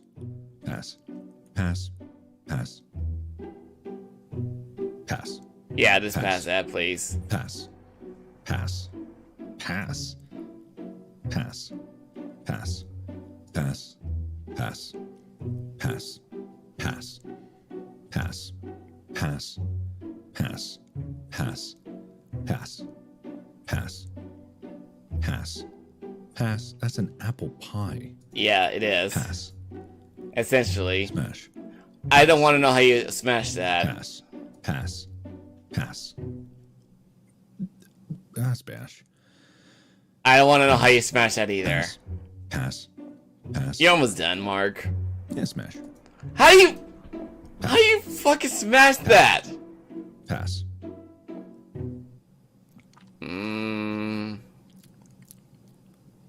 Yeah, smash. I have no comments for that one. Pass. Pass. Pass. God damn. Farfetch with a huge ass sword and shield? Pass. Pass. Smash. Weirdly. Pass. I don't know. Pass. That was the living dessert. What? Pass. Is that a what? No. No. Oh my god. Smash. That I don't want to know how you. What the Pass. fuck am I looking at here? Pass. Pass. This is some weird ass design with the Game Freaks have made lately over the years. Are these even real Pokemon anymore? Am I still in the world of actual Pokemon? Pass. Apparently. Pass. Pass. Pass. Sword and Pass. Shield. Pass. Pass. Pass. Smash. Pass. Pass. I don't know why, but smash. What? Pass. Oh god damn it. Pass. He doesn't even know why he wants Oh. to smash that. Are there really 899? Yeah. 898. There was one bonus. One of those wasn't a Pokemon, I guess. I will not be explaining anything. I will not take any questions. Goodbye. Oh my god. Okay, so a lot of us learned that Mark is a freak his own way. That's his own right, so he can do what the hell he wants. But it's so weird that he makes you question why he wants to smash that stuff, especially one like something that could be lethal to you. Like he could easily get us a cut off down there, or any other horrible way to get burned up. Anything. So weird. So that was basically Smash and Pass of all 898 Pokemon total. So we're gonna jump into the next video. The next video we're gonna be jumping into is Sonic Shores Volume 10. I want to jump into this one. I always wanted to react to this for a long time. So without further ado, let the reaction begin.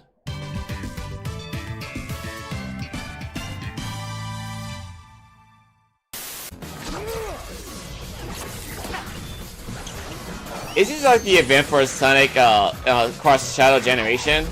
Oh Jesus, that's a yes. Thanks for the emerald, Shadow. Really? You're gonna let him take the emerald? No, he has the fake emerald. I think that's the fake one. Remind me to swap them out later. Alright. Oh, Don't give up, Sonic. that's the Harness fake your one, power, alright. Sonic. You can do it, Sonic. All right, let's finish this. Super Sonic style. That's the fake one. Huh? What? Why isn't he? Rouge. This usually works. Why isn't it? Oh. Oh, there he goes. Oh, I appreciate Princeton. I just wanted to spend time with you guys today. A Goofy movie, the classic. Test. Oh no. Eat apart. And 10 o'clock. 2 o'clock. 4 8. What the fuck am I looking at? A little teapot and wind up. Oh shit.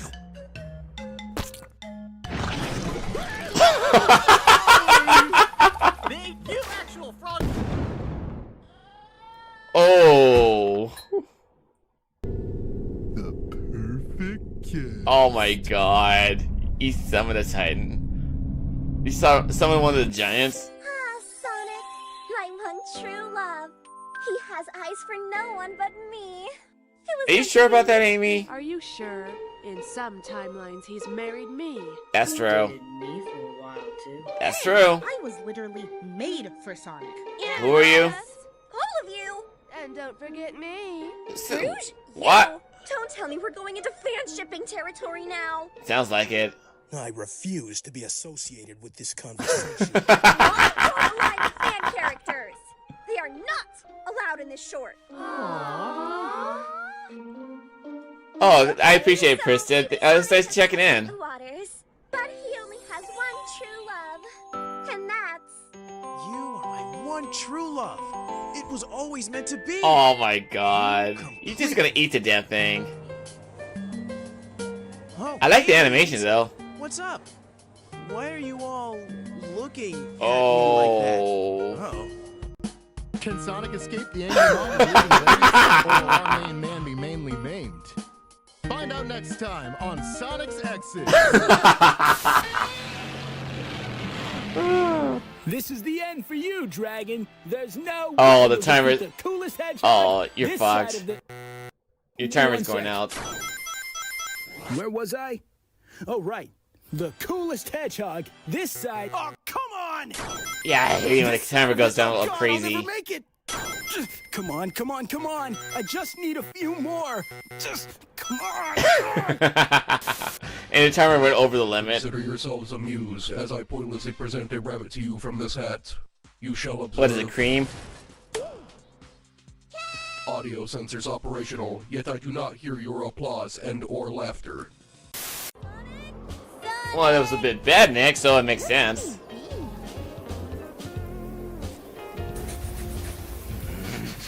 If because he came out of sewage.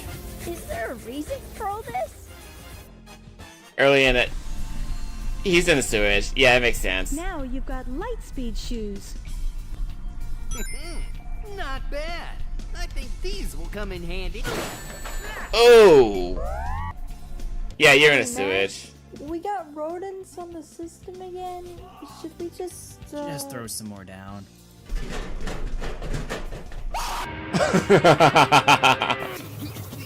Oh. That makes sense. That makes sense. Alright, who's the guy that took my... Hey, buddy, do you mind? Some of us are on the line here. Yeah, I'll take the entire clothing line. Just give me a second and I'll give you my payment information. Wait, you're using the Master Emerald for TV shopping? Well, yeah, what else would I be using it for? I thought you'd be powering yourself up with it or something. You could do that? And there you go. You just gave him a hand, Knuckles. Great job. You just jeopardized the whole society.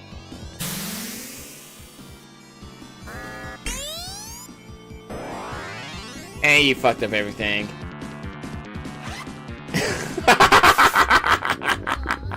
Guys, I'm starving. Can someone order some takeout? Guys? Oh. What do you got? Oh, I don't think you want to eat that. That looks old. I don't think you want to eat that. Tastes funny. Tommy, have you seen SBO? This month's rent is not looking great, so you're like, what are you doing? Sorry, Victor. I was just, these chips were just sitting there. Tommy, that's not chips. What? Are those his... Should your skin start to mold again? Oh! I knew there was something wrong. You ate his scales? Stop eating those things! No.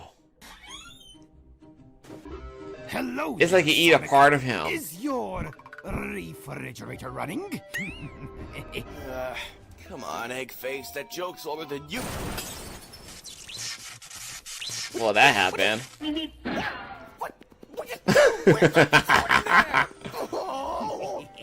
Nice job. Nice job.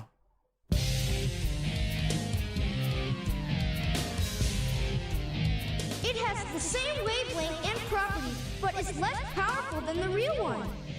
The same wavelength and properties. But can I do this? Chaos control! And it backfires. Is this like literally from Sonic Superstars? That's a yes. I don't know how the hell he that works though, but whatever. Knuckles having the time of his life. I mean, might as well if you've been looking after the island all your life, so you might just have fun with it. And like I say, if you're bored looking after the cast or the Master Emerald all your life and stuff, then just have fun with it.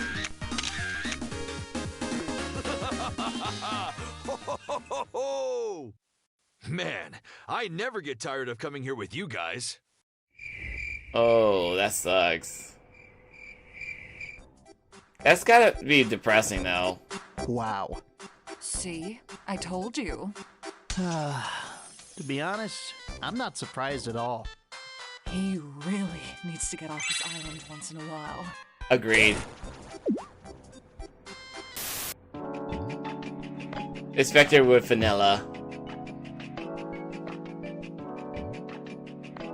To think I was almost this close to putting Mighty down, but thankfully, SBO got him with a trank dart. He went out like a light. I don't know how it started, but all I know is don't piss off an armadillo. I think she's bored. That's a nice story. Well, that's a nice story. What's happening That's a here? nice story. For the missus, we have Oh, what the what? poison with lemon squeeze and carrot sticks. And for the mister, we have oh my. Is he trying to eat him? What a man. He's trying to eat him. Such a lovely day for fishing, isn't it, Frog? And he's gone again. Froggy! Oh.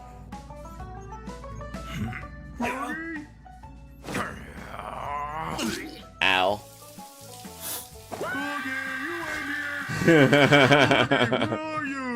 Big, you gotta stop looking for Froggy. It's starting to really bug people. I agree. Oh.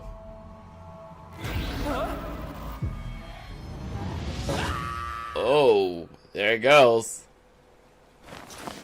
There he goes indeed. Yeah, they say, no, but tell me what to choose. Shut the fuck up. They're like, oh, Froggy, where are you? I never liked that cat that much, to be honest. Chili. Chili? Oh, shit.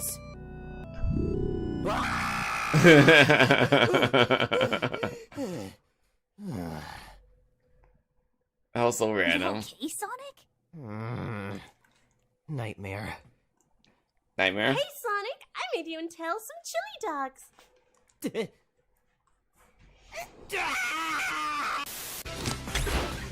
I love the Sonic OVA movie. Oh, my OAV. I always keep saying OVA for some reason. OAV. It's definitely one of the classic. You gotta respect. We're evenly matched, guys. We're trading blow for blow. It's because Robotic programmed him to be your exact copy. He knows all your thoughts and feelings. Your thoughts and feelings? Hey, Sonic! Yeah? What is it? Knuckles! What are you doing? What? You said Metal knows all his thoughts and feelings, so you know he's gonna feel that. Look! It's actually working! Right! Come on, Tails, we got this! What about Sonic? Oh, shut up, Tails, and just hit me! Right!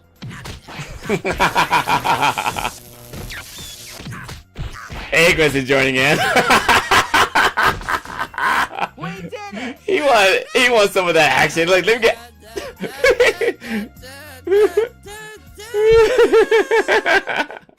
I can't believe it actually worked. Sonic the Hedgehog, you have mastered the code of chivalry. I'll be Sir Sonic, Knight of the Wind. Wow. Thanks, Caliburn. I don't know what to say except... Can we maybe do this on solid ground? My arms are falling asleep. Oh. Of course, sir. Whatever you do, don't you dare let... Oh, God. Caliburn, I used you as a toothpick while you were asleep. You did what? Oh. Wait, how would you even... That sucks. Oh. Oh. They're dead. I hate being made of metal sometimes. Welcome to the Olympic boxing event between our two competitors, Cheese the Chow and Bowser Koopa. What did he say? Will our round one begin? Whose idea was this? Don't even worry about it, kid. Just drink a little bit of this and you'll be just fine. Also remember to bob and weave and don't have too much fun out there, eh? Bob and weave. And don't die. That's kind of important. Even though Cheese literally just fucking guns out and every time Cream commands him. What the fuck? Ooh. Yikes! There goes his shell. God damn. Holy guacamole, look at him go! Now what? What are you up to, Eggman? Hey, Egghead. Well, I barely tapped him. Would you please get in front of the robot? No. The robot can't turn around, can it? Of course it can. Oh no. Huh? Hey, he just took a selfie. He just took a selfie. Yeah, we're Sonic Heroes. And what are you gonna do after that? Really? Sonic Heroes? What about Sonic, Tails, and Knuckles Heroes? Oh, how about Team Heroes? Always do this, Sonic. Well, not to be that guy, but I did do the most. What? Since when? If you're so good on your own, fly up there then. Good point. We'd still be in Frog Forest if it was just you two slowpokes. And you'd be stuck in Seaside Hill with those noodle arms. You're so childish sometimes. Honestly. Agreed. It's Sonic Heroes. Oh, jeez. You wanna punch this, Knuckles? Yeah, that's what I Oh my god. I'm the face of this franchise. Don't forget that. What about Team Heroes? My next adventure awaits me, so there's no time to waste. Yeah, I'm Sonic Hero. Yeah, that just takes away the. Whoa! He took them out. God damn.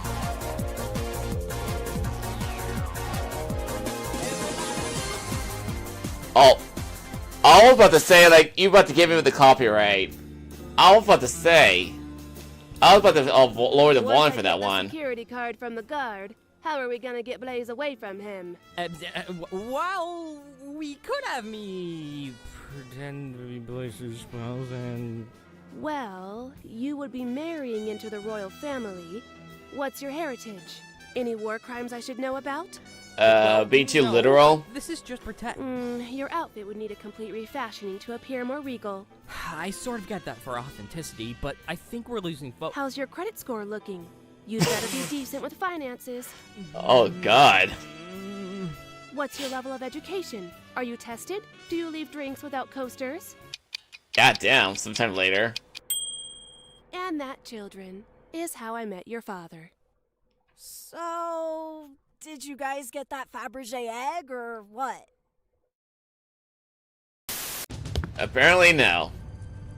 You're a colorful bunch. We don't want to fight you. Actually, Sonic, I would let you fight him. You would, Knuckles.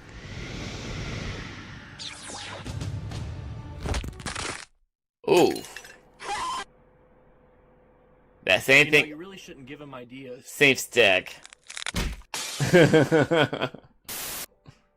Same stick from last time. Like, it happened to suck. And then that Karma came up to beat him in the ass. Now what?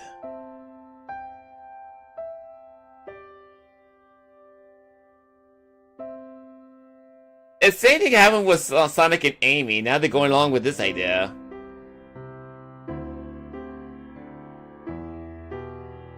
Like when it comes to romance, it's like take your time, try to grow to one another, and then when you start getting the feels for it, then you do it naturally. God damn it! That the Master Emerald can't betray them, of course.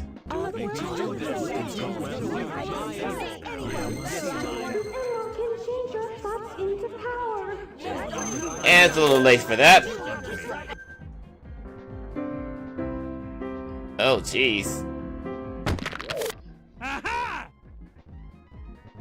Oh my god. Smash that thing!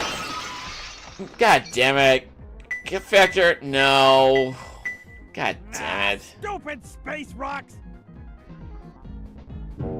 Oh. Ah. Shit! Oh. Hey guys, Maria here. Today I'm introducing you to my best friend in the whole world, Shadow. Not many people are liking it. You can see the comments. Like, he's the ultimate life form my grandpa have been working on for these freaky government dudes. I mean, take a look at this earlier prototype they've been working on. But that was a Bio Lizard image. Wait, hold on. There. Yep, there it goes. Like, OMG, what a glow up. Who knew? Yeah, somebody mentioned this. Is that a lizard? I knew government conspiracy was real. He likes it, huh? What the actual? I didn't think it's just a real that stuff. Uh-oh. Oh shit. You're fucked. You exposed the secrets. Did you guys fucking dox me? Yep. You just sent your fucking IP address at them. Wait, what are you doing? For all the people on the planet. That would make sense if that was actually the case. I will shoot. Don't you dare. That's basically why I have to hide my location when I'm live streaming, because like people will just actually send SWAT after you. It's a really serious deal. It was temporarily unavailable. What the fuck? That was actually pretty cool. Very creative. I like each of the animation that they made to make it unique in its own way. It's actually really fun to watch. Oh god. It's like the creativity never ceases to stop. That's a good thing though. He like saying, I'm Sonic Hero. Like, again, like personally, when it comes to that type of title like that, why don't you just call yourself Team Heroes? That way everybody can feel equal, you know? Oh, those guys are doing a little swag right here. I like this idea. What's happening in this one?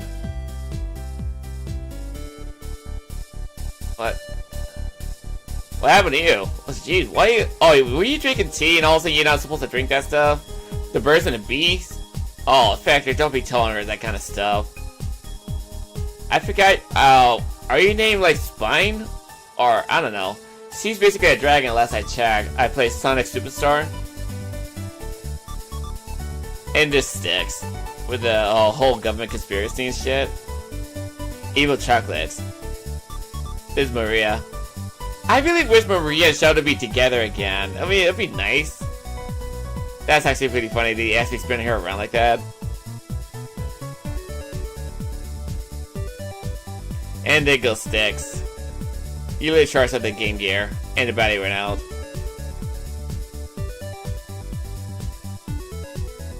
That's actually pretty fun. The Volume 11 is going to be available in the future. Sorry. So we're almost done with this whole reaction stuff. So the next thing we're going to be reacting to is Death Battle. We're going to be reacting to Bowser vs. Eggman, Mario vs. Sonic Death Battle. Anyway, without further ado, let the Death Battle begin. Hold on a second.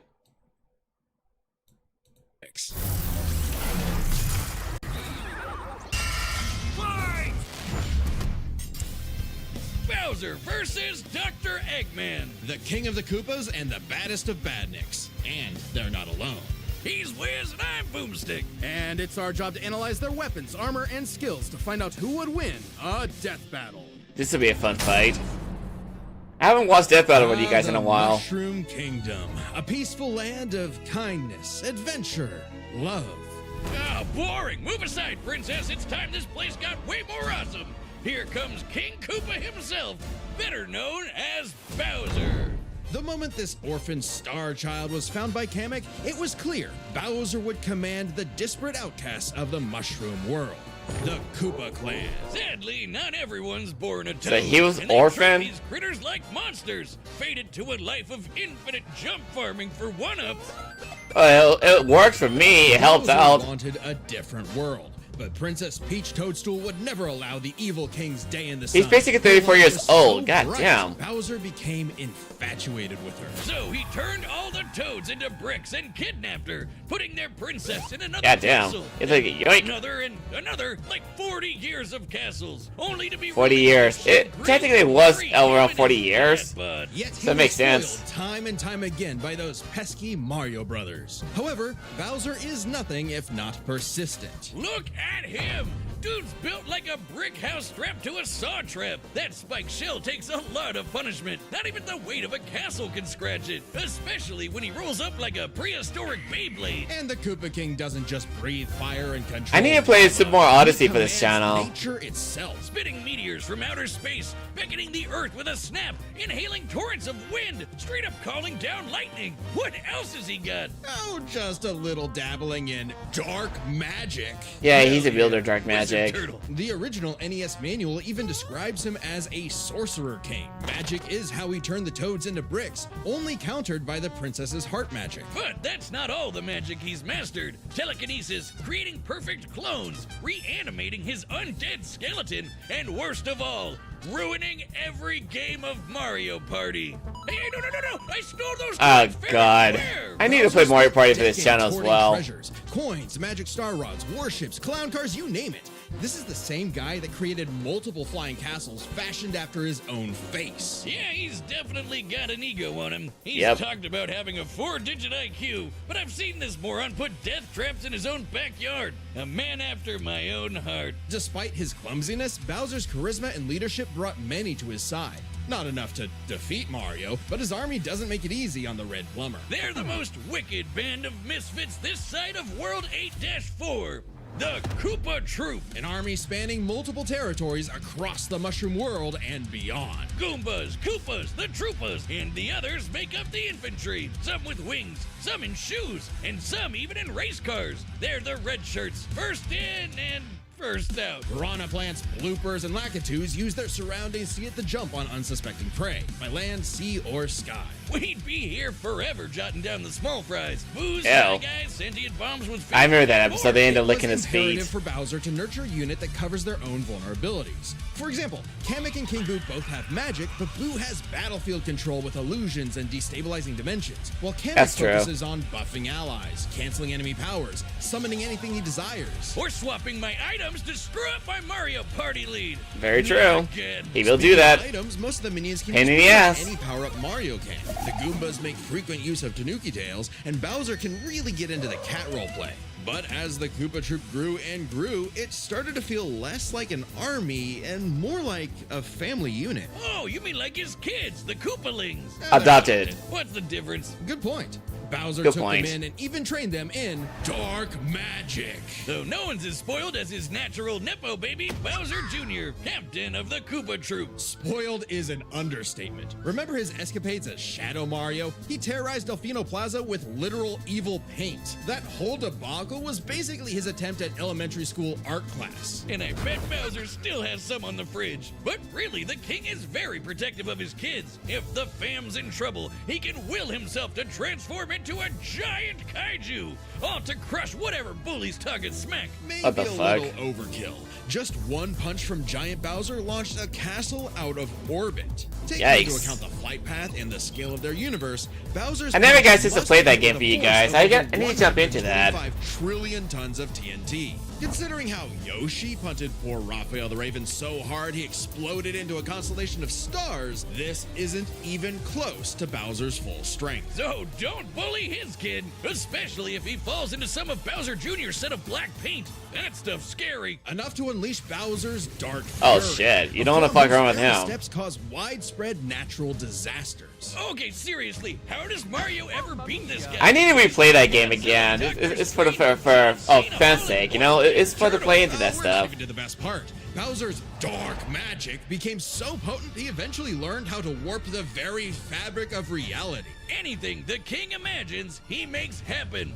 He turned all of Yoshi's Island into a storybook. And remember those painted worlds in Mario 64? Yep. Yeah, he made those. And the staircase that goes on and on and on and on and on and on and on. Oh, God, does anyone know how to BLJ? He also stole ultra-powerful items like the Wonder Flower, which can mold reality like Play-Doh, and the Dream Stone, which can be used to wish someone out of existence. But his most iconic thefts are those big shiny power stars. Don't judge a book by its cover. Infant power stars, aka Lumas, can become whole galaxies. They also ferried Mario across the universe in 3 seconds. That's 489 Yikes. quadrillion times light speed. That is a lot. Obviously, the Big Daddy Grand Stars are even crazier. Bowser used one to power his space kingdom, but then guess who showed up to ruin everything?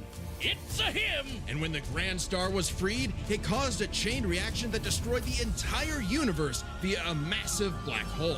Thanks, Space God, that Rosalina showed up to save the day. Not that Bowser needed saving. God He damn. was swallowed by another black hole and thrown into a star that went supernova. Imagine if this crazy OP fire turtle had to fight himself. Oh, wait, He did. and he beat the hell out of him. With all this power, it's a wonder he's still Conquered most of the universe twice.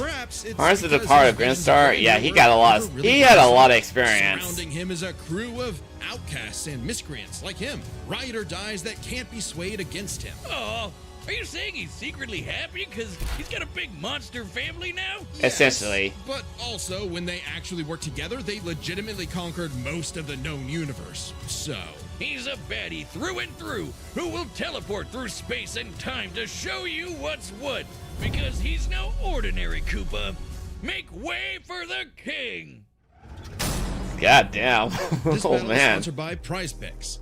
Prize Picks? Hold on, we're not doing that. Lend me your ears. Imagine a world of endless possibility where people are free as the wind. We're not doing no sponsor on my channel. Disgusting. Now imagine a better world, one with proper guidance and the technology to bring about global peace. But Wiz, only a brilliant mind can make that happen. Not just any brilliant mind, he's a genius at heart who knows the dangers within. He's Ivo Robotnik. Dr. Eggman! As a mad scientist myself, his story is my inspiration, just as Eggman's was his grandfather, Gerald Robotnik, who sought I to did have a lot of fun create reading his peace a through little Then his lore beloved from his granddaughter, grandfather's Maria, journal. It's was pretty cool. killed by the Guardian Unit of Nations, better known as Gun. Anyway, Lil Eggy grew up a lonely narcissist because all his family talked about was Maria this, Maria that. Boo-hoo. That makes sense. Neglect and envy tainted Ivo's goals of following Gerald's footsteps. He distanced himself from his grandfather's legacy. Instead of bettering the world, he would conquer it to get the attention he deserved. Yikes. That makes sense though, about his motivation. Tomato, tomato. You just said it the same way twice. He aimed to establish Eggman Land. How is he 50 plus years? Good And lord. This paradise would have worked just fine if not for that blasted Sonic the Hedgehog. For years, Eggman's plans. I thought he'd be younger than that. And he's a very sore loser. But just like any good experiment, the doctor did more testing, seeking better results. He's created plenty of knickknacks to terrorize the world with. A laser gun, a cloning ray, mind control cannons, a flying armada, typical evil scientist stuff. Then there's the big ones. He invented a spatial displacement trap, which, while online, scatters a target's atoms across space. I don't know if I got a chance to see that. Which I remember that transforms one. tissue into living metal zombies. It's so deadly, it created a plague that nearly wiped out all life on Earth. Shame Eggman I remember never that made one. himself immune to it. That's a whoopsie. He never did that. Duping you with decoys, he's riding in style with the egg He never wanted to make a vaccine. That's why he just fucking destroyed everything. Explosions and even the center of a black hole. I mean, it's kind of lame looking, but he can plug it into big bad mechs like the Egg Walker or the Death Egg Robot, whose giant laser once obliterated 77,000 cubic meters of rock in an instant. That's like having an atomic bomb in your pocket all the time. Oh, okay, maybe this guy's pretty cool. Eggman built machines for a long list of combat situations. Some look like knights, others use extraterrestrial sources like the Wisps, and then there's the orbital bases, like the Death Egg. Of The course. reference is obvious, but Darth Vader's version is like a toy compared to the Death Egg, which can annihilate stars. Woof! A whole constellation gone in one shot. That's not to say Eggman doesn't enjoy scrapping with blue hedgehogs himself. Enter the Egg Dragoon. Hell yeah! It's got ice missiles! It's got a whole lot of bullets! My God, Wiz! I need it! And don't forget, Eggman built all of these things himself. Maybe world domination is in his grasp yet. One problem. Eggman's a turbo loner. No hubbies, Indeed. no friends, no wife, no nothing. Come on, he has friends. I mean, he's a feminist. What? Oh, okay, maybe not. That's but bad. What about Infinite? Sure, they might have joined forces over a mutually sought revenge against Shadow, but it counts. Sort of. No. Who needs friends when you can build No. friends? Obviously, Eggman has a tough time collaborating with others, so he just built his own army instead. The Eggman Empire. The Badniks are mass-produced foot soldiers, buzz bombers, crab meats, caterkillers, egg robos, and don't forget those cute little moto bugs. The Badniks may seem simple, but they're led by an elite, multi-talented unit, the Hard-Boiled Heavies. Really leaning into the egg thing, huh? The army has a wide variety of troops, even your classic comedy duo. Oh, thank you for following me. I They're appreciate Eggman's that. Assistants and immense disappointments. Every genius has their duds. Hey, at least they're not Scratch and Grounder. Oh god, But not that's why those he's two. made top-notch bots modeled after the Sonic cast, like everyone's favorite robo-faker, Metal Sonic. Metal Sonic has the most horsepower in the Eggman Empire. He has the moves and speed of Sonic and Metal to better follow his commands. Additionally, when upgraded to his Neo form, Metal Sonic could copy biological data,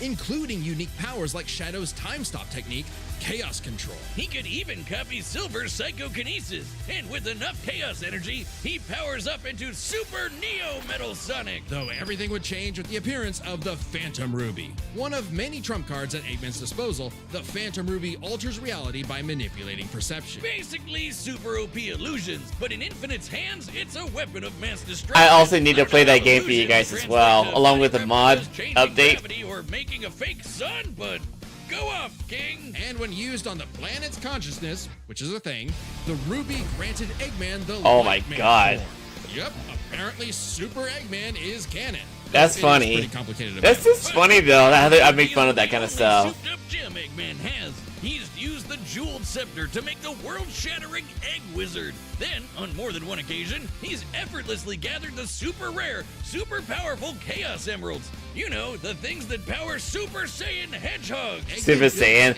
It was heavily inspired for Akira Toriyama's Dragon Ball series. Sage was originally designed as a mere assistant, but through an alien encounter, she was granted actual sentience. Sage is already super powerful, but now she's also super smart. She thought up millions of battle plans all at once to defeat the massive titans. And you can barely remember where you put your dune bug. I know exactly where it is. It's at the police impound. Thank you very much. Sage Yikes. was Eggman's saving grace. He had previously found machines with personality lacking, but Sage's great adequacy in serving her function provided Eggman with something that, for the first time, he'd hate to lose.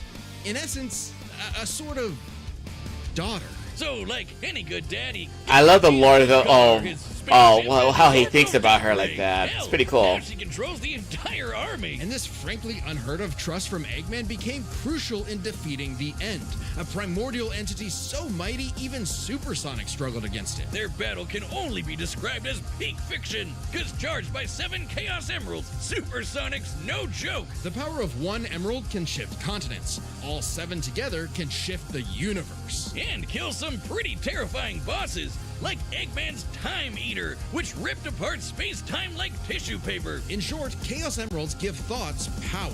With them, Eggman's best machines can run indefinitely while matching the greatest powers ever seen. Like when 3 supers battled Solaris, who tried to destroy time itself. Solaris extended its chaos across multiple timelines in about 20 seconds, or 73 quadrillion times light speed. It's funny though, while Eggman's smarts have sort of defeated Sonic here and there, he's pretty effective when he teams up with the Blue Blur to save the world. Well, recall how Professor Gerald was a good person before losing the granddaughter he loved. In Eggman's case, now that he has Sage, perhaps a similar story is playing out in reverse. I believe Ian Flynn wrote the story of Sonic Frontier. He will always have a harebrained scheme behind his cufflinks. So watch out, critters and plebeians of the world. He is the Eggman, and he's got the master plan. But I really do love Ian Flynn's writing. It says for any other games. It's really cool to get into. To Marvel Snap. You mean Yeah. We already know all that stuff. So let's just jump into the death battle. Possibilities. It's time for a death battle. We're not doing no sponsorship on my channel, thank you.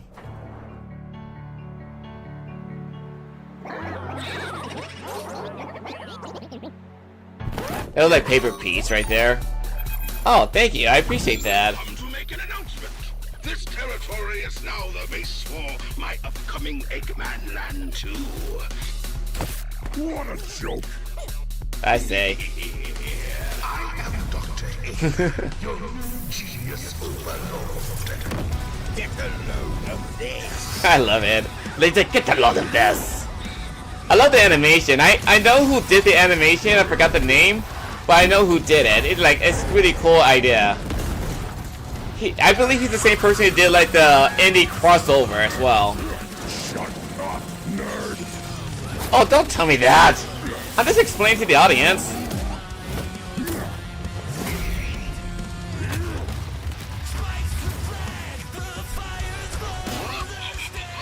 You call these toys an invasion force? I've seen Toads do better. That's a decoy, idiot. His power is without peer. It is Infinite. ultimate strength. Ooh. Yeah, there you go. And you gotta love the music that they made themselves.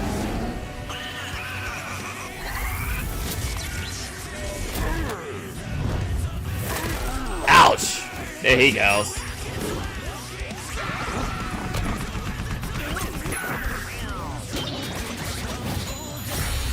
Good lord.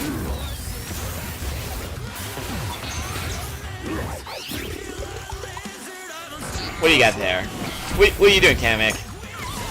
You stand in the crown, you make the little shy little girl. So there's a shy little bitch. Oh my god, chance time? That was sudden. Well, he got rid of the problem for that one. All according to plan. You've lost the battle before it has begun. Excellent work as always, Beto. Ready to wrap this up, Sage? As you command. You know what they say, the more Uh-oh. the merrier. Not that shit. Here we go. Showtime. Oh, balls. Shit is gonna get real. Nice. Ooh, look at that. Ooh, you gotta love a fucking kaiju fight. It is so good.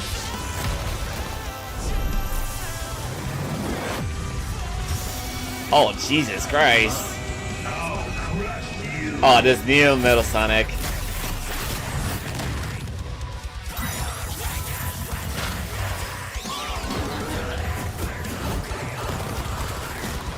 You have to admit, though, the Koopa Troopers actually do an efficient job with Bowser taking control like that. They did a great job with the animation.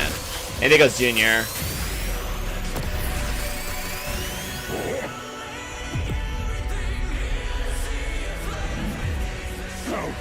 Yeah, you don't want to piss them off.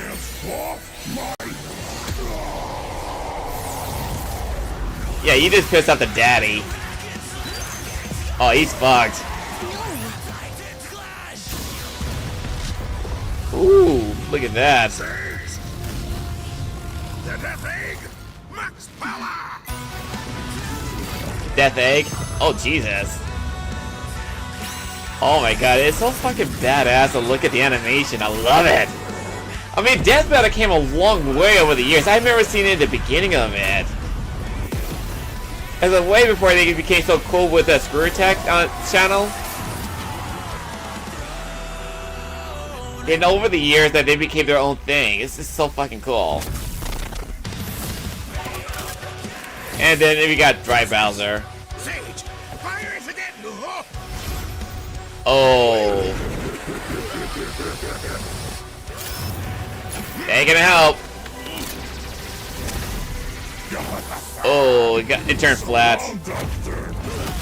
Ooh. Down goes with the dog. Money for everybody. It's like, hey, can I join your job, please? Which might seem that was surprising also given how fucking the Sonic awesome. series is not afraid to show how tough its cast is. That was so Mario's cool. comes across as more cartoony. But as it turns out, Bowser had everything he needed to take Chrome Dome down.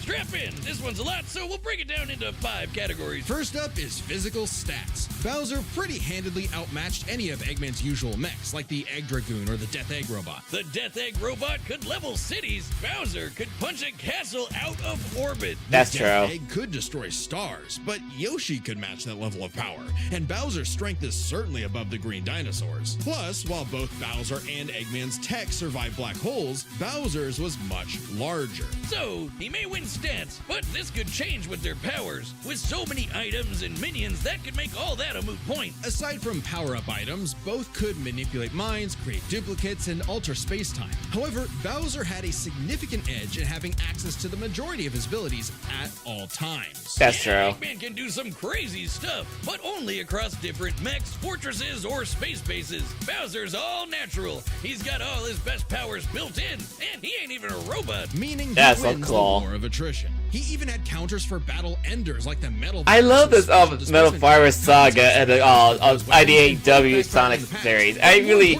need to do a reaction to that. It's really good stuff. His transmutation magic. Conversely, most of Eggman's robots could get turned into, say, a frog or a block with no reliable way back. Bowser takes the edge in That's powers. also true. Like that, there's just so many possibilities. Come on, you have a 4-digit IQ, Bowser? Really? That's cute. I mean, don't get me wrong. Bowser's not an idiot, usually. Just really, really clumsy. Poor fella. Meanwhile, you sure about Eggman's that? An engineering genius who rarely ever gets bested by brains. Easy dub. Now, Easy. let's talk trump cards. As in, items so powerful they could decide the entire outcome on their own. The Phantom Ruby was super dangerous, but specifically targets perceptions. Unlike Bowser's Wonder Flower, which mucks up reality for real, the Ruby affected a whole. I love the way how they explain the possibility for what happens. Universe. Also, the Dreamstone's ability to wish anything out of existence would have no problem cleaning up Super Neo Metal Sonic or Time Eater. Their That's so most prized cool. possessions was a tougher call. Together, the Chaos Emeralds can break the universe, but so can the Grand Stars. Arguably not as much given the Emeralds scaling to Solaris, though Power Stars and Grand Stars are far more plentiful. Clearly, That's this true. is getting fairly abstract, and both had multiple options that could win the day instantly. So the safest bet is to call this category a tie. Okay. Which means it's finally time to compare their armies. Oh, Eggman God. seems deadlier at first glance. I mean, look at all those buzzsaws and rockets. Metal Sonic Where they're speed, sentient. power Oh, over the solo synthetic. burst of the Koopa Troop. But the Eggman Empire lacks something Bowser had in spades. Teamwork and loyalty. Eggman is a notoriously terrible team player. That's true. His alliances are practically guaranteed to fall apart. That's No, true. In Sonic Generations, he could barely manage working with himself. Eggman's army is designed to be controlled by just him. To Eggman, it's harder to command those with free will, hence his rivalry with the free-natured Sonic. Meanwhile, the Koopa Troop follows Bowser because they actually like him. They train really hard Yep. to cover each Very other's true. weak points. Giving them plenty of advantages as this war progressed, like battlefield control through King Boo's magic and Bowser Jr.'s paint. And since the Koopa Troop doesn't rely that much on technology, Sage's hacking potential had little use. Also, secret weapon? Kamek is kinda busted. Canceling Metal Sonic's power copying, stealing the Phantom Ruby, and potentially swapping the Chaos Emeralds were huge game changers. Add on that Bowser and his army can use any Mario power-up item, and they had billions of combinations that the Eggman Empire just could not actively plan against. Yep. Even with Sage's millions of plans to take down the Titans, she thought them to be unbeatable, which Sonic proved was incorrect. Very Just true. comparing their conquests makes it clear. The Eggman Empire took over the whole planet, but Bowser's troop conquered most of the universe. Eggman was no pushover. That's His huge true. power output and ridiculous machines gave Bowser the biggest fight of his life, but the Koopa King's ludicrous strength, abilities, and united forces ultimately prevailed. Eggman tried to poach the king, and now he's cracked and scrambled. The winner is Bowser. Next time on Death Battle. Oh no, we're not doing that one. Hold on. That's so fucking cool. Subscribe and join as a member to see more Death Battle. Thanks for watching. Okay, so like, I love the creativity that they added into the little fight. Like, shouts out to the artists who worked on it. I hold on. Let me see if I can actually find out who worked on the art. Let me see here. Credit goes to this. Yeah, animation. Okay, Moral. Yeah. Moral Zero. Shouts out to him who did an excellent artwork in this Death Battle animation. I really do love every bit of it that they presented to the whole world. And like every time I see the creativity, it just makes me happy that the artwork still exists in a great creative way as possible. So I want to give out shouts out to people who put a lot of artwork into that kind of stuff. It's very creative, really good. Alright, so the next one we'll be jumping into is another death battle called Kratos vs. Asura. I know Sir is basically a powerhouse when it comes to his wasp strength and stuff. Mike, I haven't seen this one personally. I'm guessing Asura is gonna beat Kratos, considering the fact that Asura literally beats a fucking planet-sized god. So it's gonna be a ridiculous fight right there. So let's just jump into this whole series. So anyway, without further ado, let the next death battle begin.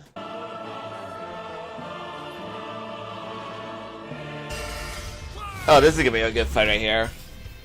Kratos versus Asura. The Ghost of Sparta versus the Wrathful Destructor. Cause sometimes Is that in fucking Spanish? God in the face. He's Wiz and I'm Boomstick. And it's our job to analyze their weapons, armor, and skills to find out who would win a death battle.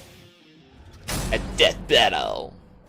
In the beginning, the Primordials waged war across existence, a series of cosmic clashes that birthed the universe. Essentially, that's kind of right. Essentially. From Pluto's death, the oceans would flow. From Uranus's strikes, the stars were spawned, and so forth. Thus, the world itself was born from violence. Starting a whole messy cycle.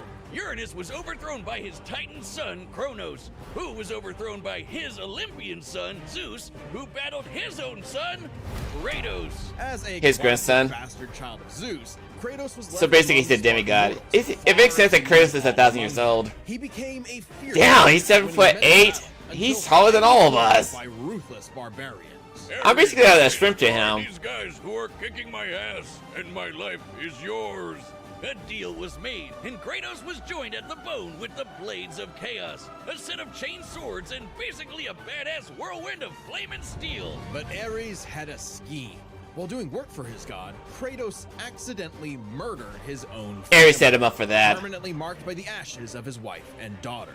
He was, forevermore, the Ghost of Sparta. Because like Greek mythology took place before Norse mythology, so it makes sense that he's 1,000 years old. New god of war. The gods were crapping their togas in fear as the new god of war took out his rage on all of them. And got some new gear out of it too. With Poseidon's trident and Icarus's wings, Kratos dominated both sea and sky. He also has a tendency to carry powerful severed heads, like Medusa's. And the claws of Hades could steal souls, even the soul of Hades himself. Should have thought that one through, man. Neither Perseus or Hercules were a match for Kratos. Nor Yikes. was Helios, the sun god capable of moving stars and spreading light across the entire underworld. He fought Atlas, the Titan of Strength. I literally played that game a long time ago on my channel. Universe. So Kratos forced him to hold up the cosmos on his own instead. And he could do it with just one hand, according to the novelization. Even his grandpappy Kronos failed to stop him. You know, the guy who overthrew the primordial that punched the universe into existence? Causing shockwaves that moved over a quadrillion times faster than light. A frankly incomprehensible feat. Then there's Daddy Zeus, who proved a serious challenge. Daddy Zeus is basically a woman lover. He just gunned at a whole bunch of women. Of Olympus. It can make tornadoes, lightning, force fields. Oh, and it can stab the hell out of you. It siphons godly energy and can pull enough to even kill Zeus. Like father, like son. Even while Kratos ultimately released hope across the Greek world, he could only do so after annihilating everything. Like a badass, he was unstoppable. Non-stop killing and sex and even more killing. And Yikes. yet, he couldn't be any more depressed. His wife and daughter were still gone. What was he to do? He didn't know. He wandered aimlessly for years, somehow stumbling into Norse mythology where he met Faye, his second wife. Good start, buddy. Kratos had a new lease on life, but he could not escape his past mistakes. There's a reason he hid his swords in a dingy basement. Even so, Faye insisted he could do better. So he became a dad to a new boy. Easily the New toughest boy. task he ever Like, undertook. hey, Especially boy. After Faye unfortunately died of a mysterious illness. Damn it, not again! Yep. But hey, it wasn't Kratos' fault this time, and Faye left the tools he'd need to keep the boy. I need to play God of Wars again for this channel. Do a live stream. From the whirling rage of the Blades of Chaos, the Leviathan axe was deliberate and mighty. said to rival Mjolnir itself. From what I hear, yeah, it does. As cool as this axe, it's imbued with ice magic and a poison even the gods fear. It can be summoned to Kratos' hand from a distance, and it even shatters souls. Kratos may have once been a sword of vengeance, but with his new weapons and a new purpose, he stood as a shield against the godly Aesir. Too bad he just can't help but get in trouble with gods. But now he knew how to control his anger. Which is even more important than it sounds. Kratos' Spartan rage summons an inner strength with magical properties. He can even get so pissed off that he straight up heals himself. Seems like the opposite of what should happen. Not yeah, all anger is it does. problematic, and Kratos wields plenty of new weapons and relics to channel his rage through. Like the Draupnir ring, which can summon a bunch I of remember that thing. They can It's a good absorb all weapon. types of energy and blast it back. He even has relics and magic that can warp space and slow down time. Naturally, he contested with the strongest of the Fucking Norse Odin gods, looks like including a the weak ass god of piece of thunder, shit, though. Thor, who was powerful enough to fight the fire giant Surtur and the world serpent Jormungandr at the same time. Oh, and that fire giant would be the cause of actual Ragnarok. You can't defeat me, Yeah, that's Thor. true. I know, but he can. Well, not exactly. Freyr, the rain god, held off Ragnarok for a considerable time on his own. That's true. The sheer power of Ragnarok shook Yggdrasil down to its very roots. That's the World Tree, which is like a literal tree that connects the whole universe. According to Freya, the tree's very existence supports all of creation among its boughs. Every strand transcending time, transcending space. Everything comes back to the tree. So it's kind of like Kratos lives in a really, really, really big treehouse. In his quest to free the Norse world, Kratos reclaimed old weapons by reckoning with his past sins, even taking up the Blade of Olympus once again. I never got a chance to play the DLC for that one, so I definitely need to play that game And again. now the boy is a man and also a bear. Kratos Yeah, made a I remember that lifetime of one. Mistakes, but this future would be different. He'd be more than he was in the past. Not just a god of war, but a leader, a father, and a defender. A god of hope. Instead of the God of War, he's God of Hope. This battle That's is cool. sponsored by Robin Hood Gold. With Robin No. We're not doing no sponsorship. We're not doing no sponsorship. Alright. Let's just jump into this next one right here. ago, a demigod fell from the heavens, only to rise from the depths of Naraka after 12,000 years. After 12,000 years, he's free. I have no idea what's going on with the whole fall for 1 month thing in chat. I have no idea what's going on either. Alongside 7 other demigod generals, Wrestling in the past, a long time ago, yeah. Not too much of a big fan of wrestling, to be honest. God damn! He's over 12,000 years old? Trying to age physically? Oh god. Advancing technology with Mantra, the Guardian Generals became essentially hyper-powerful mystic cyborgs. They could each harness Mantra through a different emotional affinity. For August, it was greed. For Yasha, it was melancholy. I'll give you one chance to guess what Asura's is. By tapping into his wrath, Asura can take many forms for battle, like the 6-armed Vajra, a state powerful enough to subdue the embodiment of the planet's will and the source of the Goma, Vlitra. But he wasn't angry enough to put Goma Vlitra down for good. At least not yet. Of course, since he's literally powered by wrath, no enemy of Asura's would be stupid enough to do something that would make Except him even him. more mad, right? Right? Funny you should say that. God damn it. Asura is not some one-dimensional anger machine. In myth, the Asuras were powerful and aggressive beings, sure, but not inherently evil, just like Asura himself. He's a warrior, but also a husband with a daughter, Mithra. And Mithra has the unique Mithra? power to supercharge Mantra energy. Which gave Asura's prideful commander, Deus, an idea. If he could weaponize Mithra... I was planning to play this game for this channel, by the way.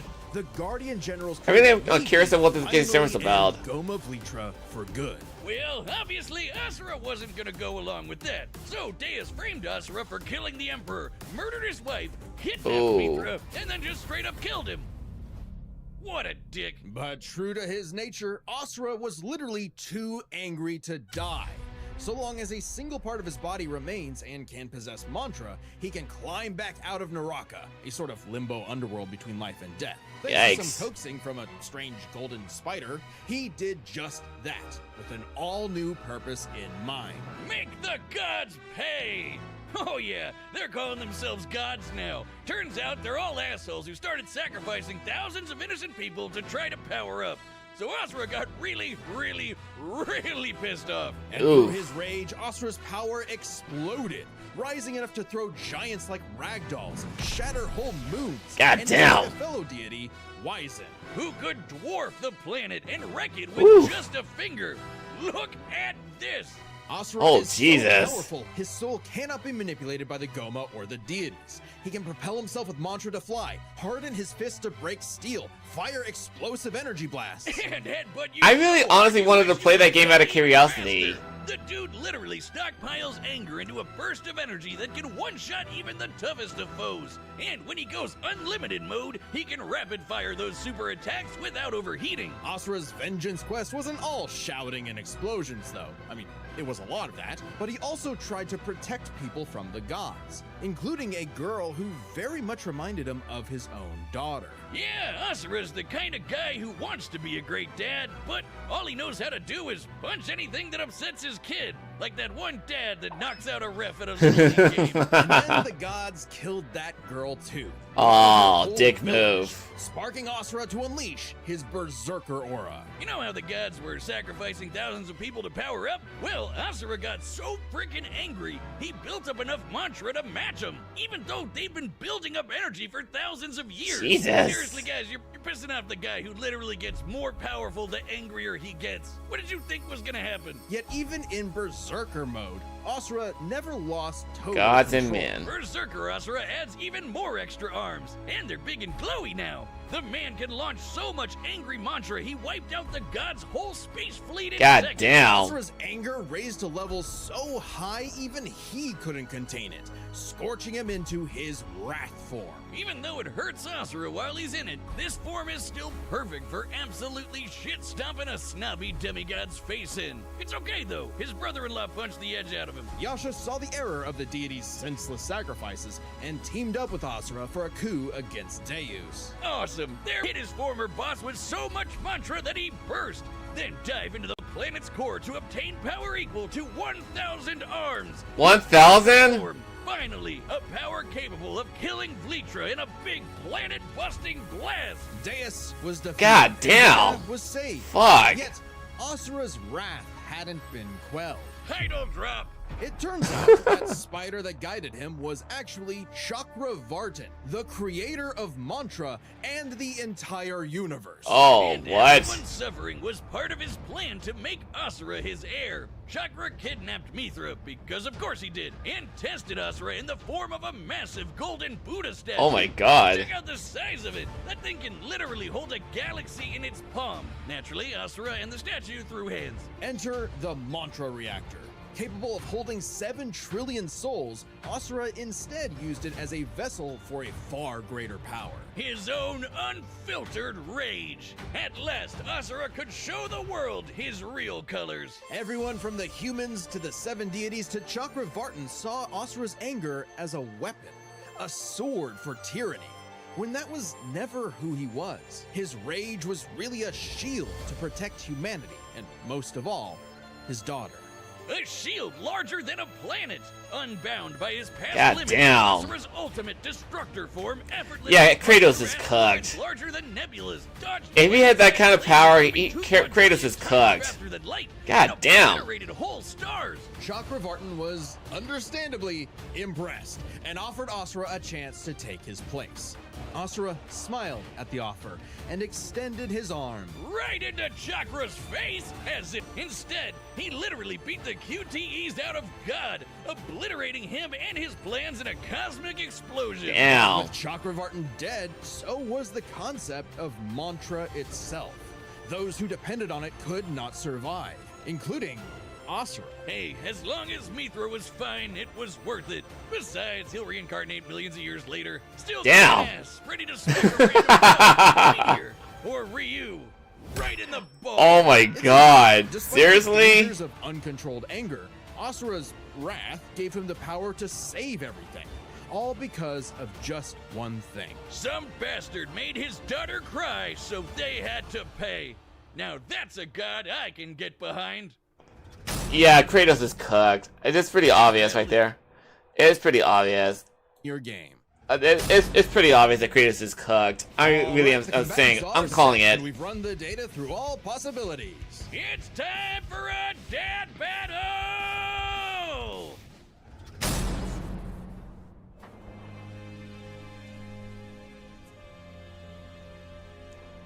The animation looks nice, though. I mean, Death Battle really come a long way over the years. Kratos, the god of the war, the god of war. Sorry.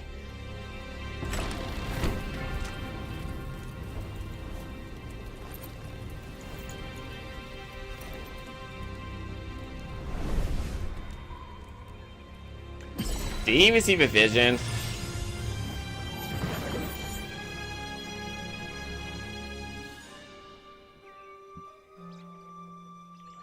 So we basically went to Asura's world as well.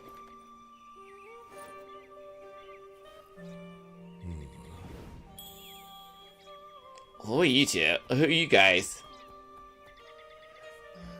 Like, who are you guys? Who are they three? It's true then. The god of war is on Gaia.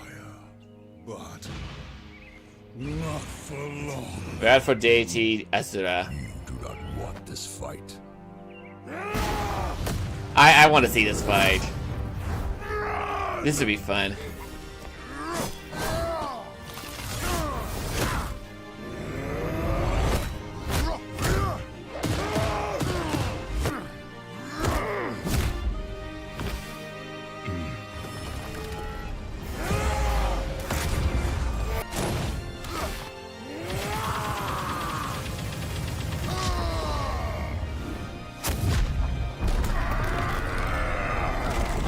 Good lord.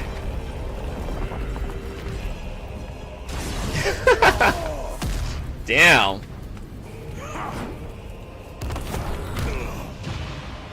Look at you go.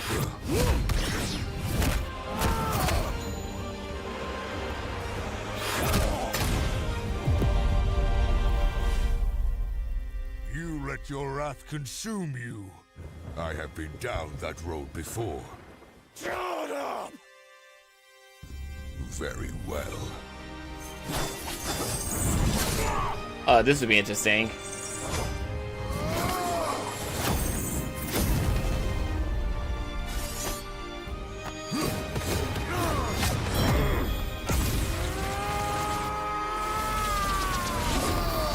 Oh.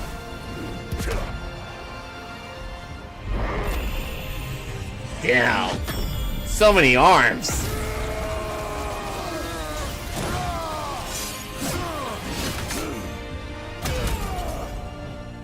Oh, you check out his arms. Does he have like a little weak backup plan or something? Well, there's that. The angrier he gets, the more powerful he becomes.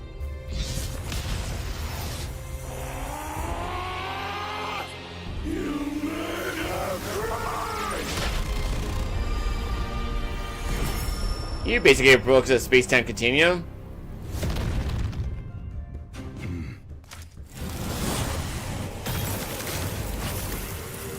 I don't think that's gonna stop him, obviously.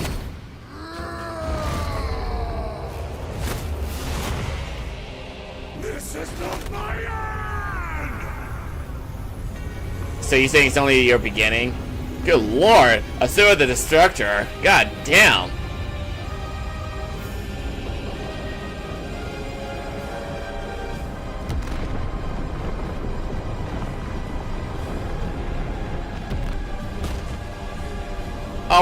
I really want to see how this is gonna take place. Why is he grinning?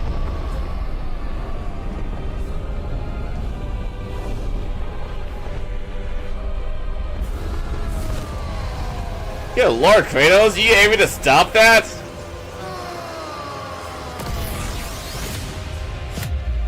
How in the fuck did you stop that, Kratos?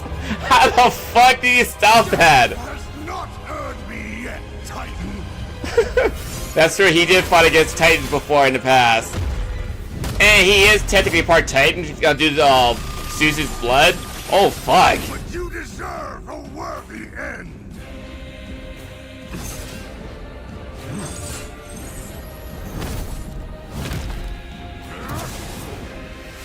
Oh my god, this is so fucking insane. Oh no, the Blades of Olympus. Even though it's not really canon in real life, it's still fun to watch. The Blades of Olympus has the power to neutralize your power completely. Oh my god, he actually took him down?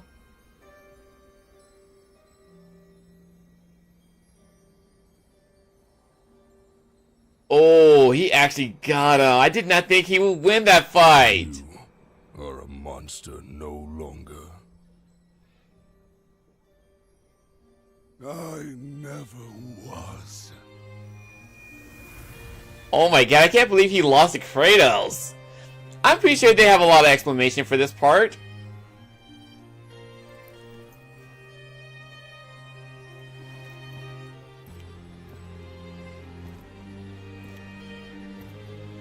That was impressive, Kratos.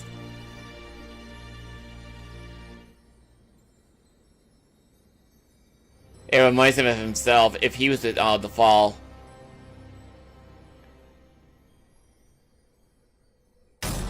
That was so fucking cool. Well, I guess Asura's wrath really is gone. But are we sure this is how it'd go? Even though Asura can blow up stars? Asura had some amazing displays of apocalyptic destruction, but the full scope of their speed, experience, versatility, and power sheds a surprising light. At first glance, speed seems like a shoo-in for Asura. Kratos is quick, but he never dodged a universe-crossing laser. That doesn't mean he couldn't. Remember, as usual, we look at these characters at their peak, free from gameplay restrictions. Yeah, we're looking at everything in canon, and Kratos fought and killed Helios, the sun god. From the moment he's introduced, Helios is emphasized to be immensely powerful. Without Helios, darkness would shroud everything. His light was fast enough to illuminate the entire underworld while Kratos sailed through it, taking a few hours at most. So, kinda hard to quantify, but that's consistent with the shockwaves the Primordials caused that spawned the universe. Arguments could be made for which is faster, the Primordial Chakravartin's intergalactic lasers. Since it's so close, it's safest to assume their speeds are generally even. But what does speed matter if you don't know how to use it? Let's cover experience. Asura lived across centuries, obviously a lot longer than Kratos. And while Kratos eventually learned to control his rage, Asura pretty much always had that control. So Asura easily takes experience. But when it comes to versatility, he couldn't match all the weapons and abilities Kratos had. Sure, Asura's quite skilled and a monster at martial arts, but his fighting style mostly relies on one thing. What? A whole lot of punching. Kratos' weapons, magic, runes, relics, and even his rage gave him far more options in combat, slowing down time, healing injuries, and most importantly, multiple weapons that could drain a variety of energies, like Mantra. Yeah, when Asura loses... Yeah, like I said with the Blades of Olympus. That's it for him. So the Draupnir spears and the Blade of Olympus gave Kratos exactly what he needed. Versatility. And multiple ways to finish this for good before Asura just comes crawling back out of the underworld. If he could. Asura's resurrections take years or whole centuries, days at best. But all this assumes Kratos could match Asura's crazy strength. All roads lead to power, which should go to Asura, right? Look at what he can do! If this came down to who makes a bigger kaboom, he'd kick Kratos' ass in 2 seconds. But this Mjolnir thing. Feats reveals the truth. At his peak, Asura overpowered Chakravartin, annihilating that cosmic golden god. By measuring the dimensions of Chakravartin's body and scaling it up to match the size of this galaxy-eclipsing statue, we can determine its volume. Add in the density of gold, for good measure assuming the form is solid throughout, and its mass far exceeds not just our galaxy, but our entire observable universe. Yikes. Destroying that big golden god would need Oh, thank you for following me. Obliterating our universe 91,000 times. Extremely impressive and unfathomable. However, the same idea applies to Ragnarok shaking the roots of Yggdrasil. Ragnarok is obviously a bit of a different beast than Kratos, but what really matters is what Freyr did. Right, Freyr, a god comparable I to appreciate Kratos, that, thank held you. back Ragnarok's power for a significant time. So Kratos should be capable of the same level of power, or even more. Using an official map and knowing the world tree's branches encompass all of existence, we can measure its size and volume. What do you mean? We know this map is accurate because it shows these two realms conjoined, which we see in-game. Even if we assume the Tree of the Realms is only 1% solid, a significant lowball that Kratos should easily scale above, Shaking such an incomprehensibly large structure would require enough force to destroy our universe's mass energy 9 million times over. How the fuck? 100 times greater than Chakravartin's destruction. What? This isn't some one-off outlier. I mean, a realm-shattering supergiant doesn't sound too different from the other Titans and Olympians Kratos defeated. That's the thing, isn't it? It's easy to think that we never see Kratos do anything that matches Asura, but we do. Helios' speed matches Chakravartin, and Kratos outsped him. Atlas is strong enough to lift all of reality, and Kratos overpowered him. Kronos defeated the creator of the universe in a one-on-one fight. Same as That's because his mother asked him to take down his father. Add in the clear numerical comparison of Chakravartin, Ragnarok, and Yggdrasil, and Kratos takes the edge in power. God damn. But hey, Capcom, if you give us Asura's Wrath 2, we'll try this again. As sure as the sun rises, the god of wrath was Kratos. The winner is Kratos. That was impressive. But what if? I want to see the alternative ending though. That's really cool. This is a big what if.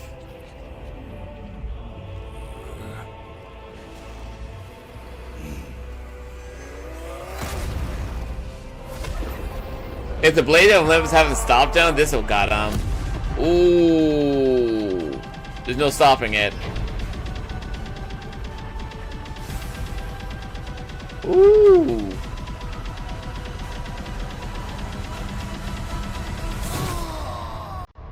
Oh. That's actually really cool. They gave out the alternative ending if well, for the what if moment. I like that. Are you back at Elysium?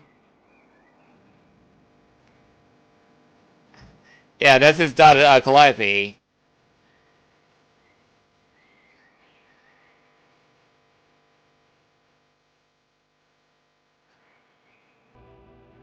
Even though it's just that one's basically no location, but just that. For Asura's Wrath 2, the end. Next time on Death Battle. That was actually pretty cool. I liked it. I love the presentation. I love the way how they explain stuff in detail. That it makes you wonder, how does it work? How did they manage to get through? And join as a member to see more Death Battle. Thanks for Oh, I really do like the idea that they gave us the idea for the what if moments happen. That I love every single bit of it. That I was surprised that Kratos won that battle and stuff, but it is a strong possibility that he could have lost that fight if they had it stuck with the alternative ending. But that was actually pretty impressive that they did that. And it's just like, what's the best way to describe it? It's like, it's just fucking awesome. You know, I really did love every moment of the Death Battle. They came a long way from making such a great animation for us to have fun with this whole series. So, okay, so let's just jump into the next one together. Get something ready for that. We're going to be reacting to Master Chief versus Doomslayer. I want to see what this is all about. And then we got one more thing to react to. So, let's just jump into this next one. So without further ado, let the next Death Battle reaction begin. Master Chief versus Doomslayer. The super soldier and the demon destroyer of Doom. He's Wiz and I'm Boomstick. And it's our job to analyze their weapons, armor, and skills to find out who I really am wins curious of who's a going to win death this battle. Born in the distant year of 2511, John grew up in a normal space colony many light years from Earth. Elysium City? However, What the fuck? John was anything but normal. He was different from the other boys. Taller, stronger, meaner. Which is why the brilliant Dr. Halsey chose him for her great experiment, the Spartan 2 program. Well, he wasn't just chosen, he was kidnapped. Replaced by a dying clone so nobody would know. Newly conscripted into the United Nations Space Command as John 117, he was only 6 years old. He wasn't the only one. Him and 74 other kids got shoved into the deadliest summer camp ever, going through intense training to be molded into child soldiers. Cause you can't spell infantry without infant. The training tore away John's identity. He couldn't remember his family. He couldn't remember his home. He couldn't even remember his full name. All that mattered was the game. the mission. And boy, was he good at it, learning all sorts of military history, tactics, leadership, and best of all, weapons. 8 years later, he was finally prepared for the augmentation process that would make him superhuman. Augmentation which almost half of his peers did not survive, and even more were left permanently disfigured. He's got this. How bad could it be? The biochemical and biomechanical process was extraordinary. Hormones Ooh. and protein complexes boosted his muscle growth to an inhuman scale. His senses were surgically enhanced by rewiring his brain and capillaries. God damn. Carbide ceramic was grafted to his skeleton to make his bones nearly unbreakable. Ow, His nervous fuck. system was literally Yeah, like shocked Wolverine into syndrome reacting such. 300% faster at all times. Wow. And with a little luck, That's the John Master was Chief. torn apart and rebuilt as something new. God damn. Spartan.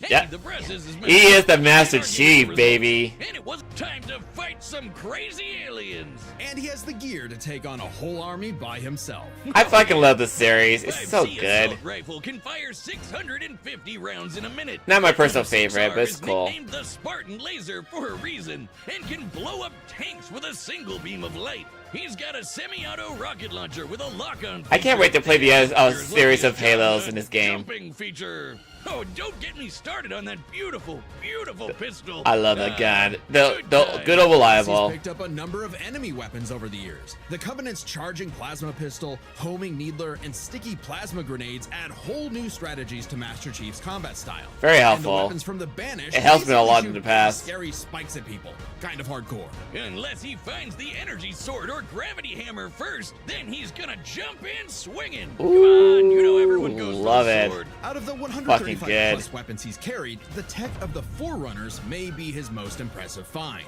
Forerunners? Ionized particle weapons, slip space portal generators, and shields made of extremely durable hard light.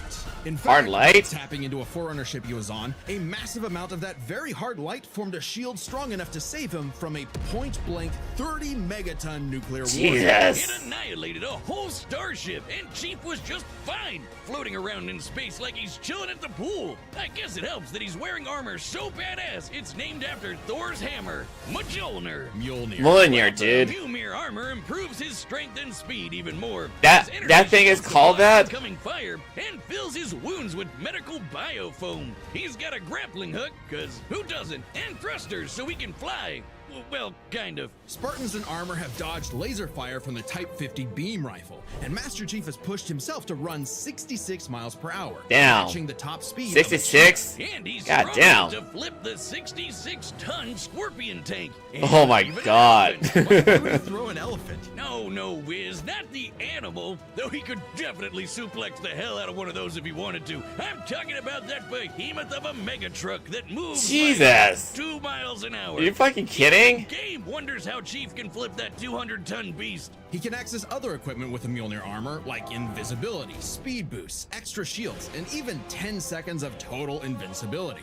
But even without those, the armor is strong enough to survive re-entering the Earth's atmosphere and crashing to the ground. The moment Yeah, I we remember all that. That's realize Halo just 3, how right? tough this I remember guy that really one. is. Tough enough to end the war with the Alien Covenant almost single-handedly. He was so scary, the aliens even started calling him the Demon. You'd think he wouldn't still be a petty officer after that. If Nah. anyone deserves a raise, it's him. Oh, Master Chief Petty Officer is the highest rank for enlisted recruits. A commissioned officer isn't as active in the field. Kinda defeats the whole point of being a super soldier, right? Makes sense. And he wasn't totally alone in this. He had the help of an onboard artificial intelligence system based on the mind of Dr. Halsey herself, Cortana. God, everything comes with AI these days. This one's It different. is evolving, to be Well, honest, in wait, this maybe world. not. Is anyone horny for Alexa? Cortana No. can hack other AIs, even those designed by far more advanced civilizations. She is constantly tracking enemies, can guide large-scale battles, and even process the entirety of human knowledge in less than 2 hours. God damn. ChatGPT could never. I mean, Chief isn't too far from an emotionless robot himself. Halsey made him like that. Sort of. He's a force to be reckoned with, but John lost a lot of himself along the way. As luck would have it, and John is quite lucky, Cortana proved herself a dear friend. Even when she started her villain arc and exploded, but it's okay, he just got a new one. Kind of ironic how the artificial chick based on the woman who destroyed his life would bring back his sense of humanity. But no matter who or what he has on his side, the Master Chief is no mere hero of Earth, but a savior of the galaxy. Whether or not he starts a fight, you can be damned sure he'll finish it. Oh yeah, he's the motherfucking Master Chief. You don't want to fuck around with Today's battle him. is sponsored by Prize Picks. No, we're not doing that. We're doing no sponsors on this channel. Thank you. End of discussion. Download the app and use code DEATH to get $50 instantly after you play your first $5 lineup. Prize Picks, run your game.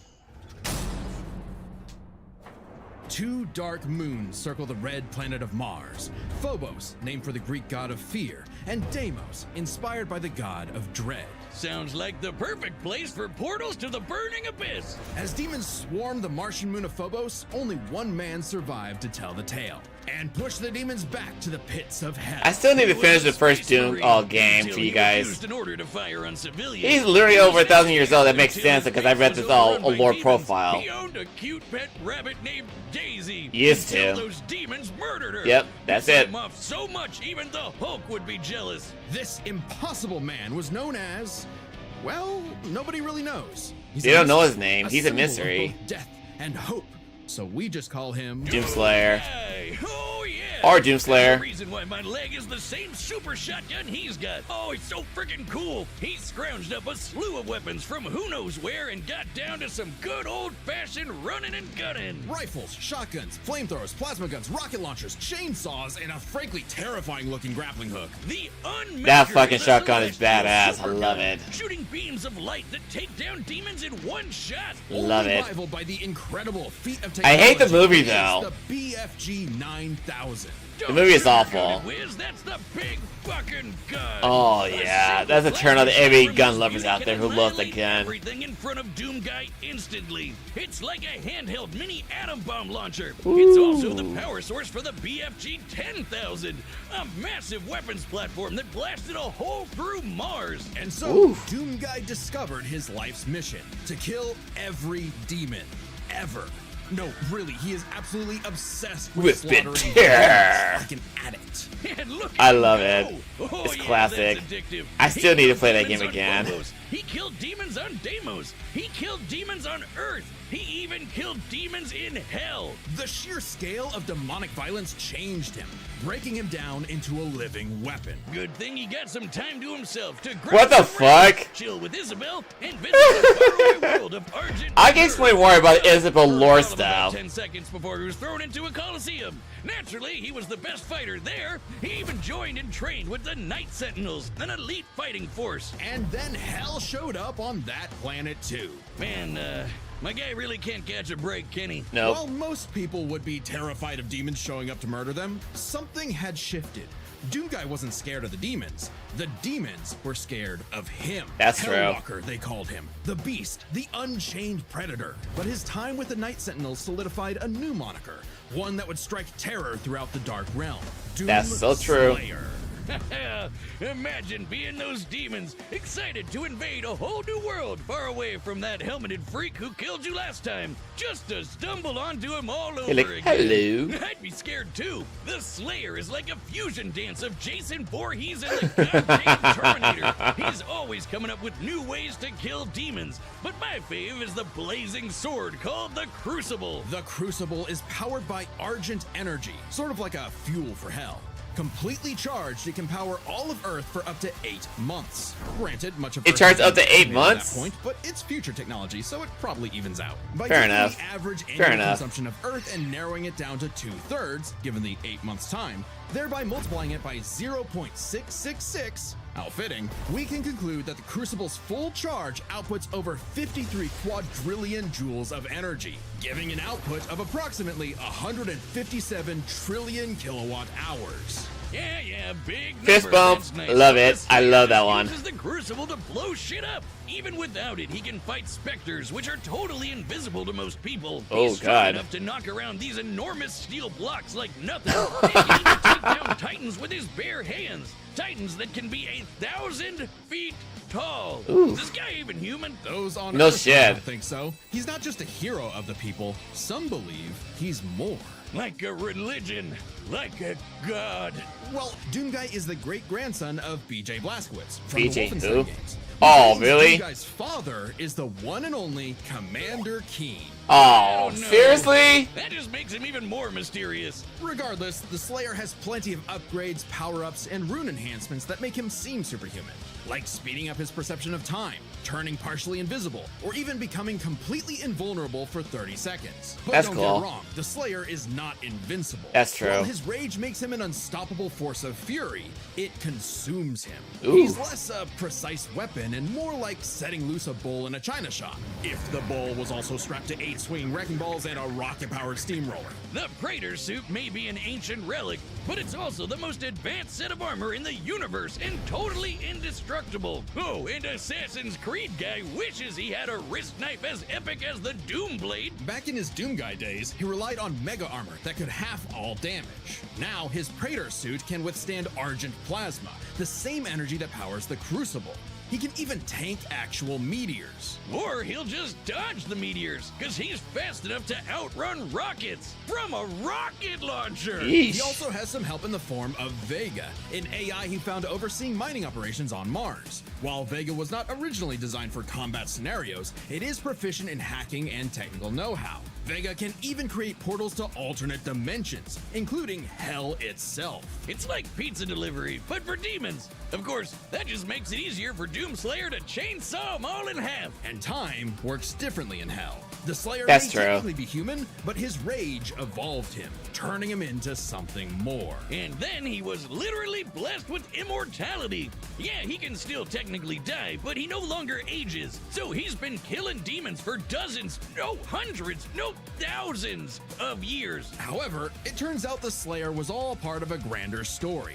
For Vega was actually the remnant of an ancient god. What? Is an AI? Okay, the inevitable robot takeover is gonna go way harder than I thought. Oh, And God. Vega's ultimate enemy was the Dark Lord of Hell. He has many names: Davoth, Satan, the Devil, the true first being who created all of existence. But he's the master of all demons, the most demon-y demon of demons. I never got a chance to play the DLC for the Dark Ages and stuff. Rip and tear. Ooh. Oh yeah. Wait, no, Dark Ages is like the third Devil one. Look like the Doomslayer. Oh, I think he wanted to take a form known for pure destruction. You see, Doom is a surreal postmodern story that is up to the player's interpretation. Right. Also, killing evil wannabe Doom guy in a mech suit from hell is just badass. Damn. The Doomslayer had fulfilled his purpose. He'd slain the Dark Lord, decimated demonkind, and trapped whatever scraps remained behind the Goddamn. closed gates of hell. And so, like an ancient weapon of prophecy, the Slayer was sealed away, ready to awaken at humanity's call when the fires open again. All hail the Slayer, the Destroyer. He is more than a man. He is Doom. So I never got a chance to play the DLC for All Doom right, Eternal. I buttons meant to are see that set. We've run earlier. the data through all possibilities. Well, we definitely going to be jumping more details about with his relationship with Isabel.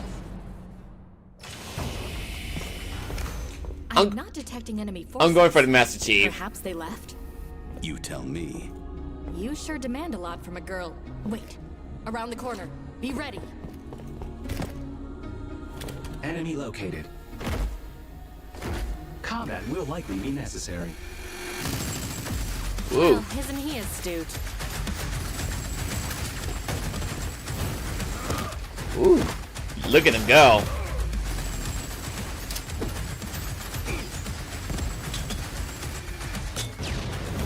There he goes. Portal detected. Demons.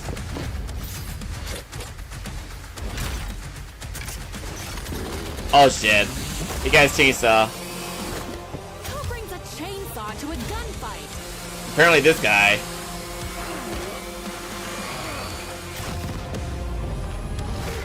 That's fucking brutal. Ooh. Ooh, we almost got him with that one.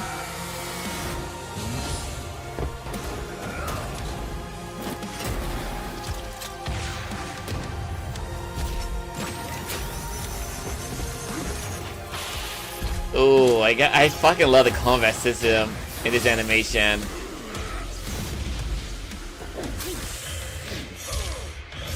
Chief, watch your six. What the fuck? Ooh. He gonna send him to hell. Ooh, he sent him to hell.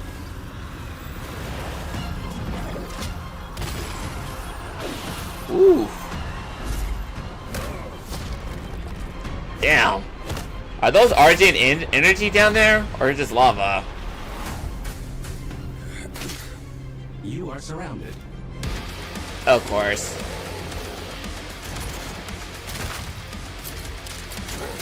Like, there'll be a really cool crossover gameplay if you deal with Master Chief and Gym Slayer. That'd be a really cool crossover. I will actually play my ass off in this game, straight forward until it's all done. What the hell just happened? Fan service, Cortana is called fan service! I'll see what I can do about that annoying AI. Do it. I'll finish this fight.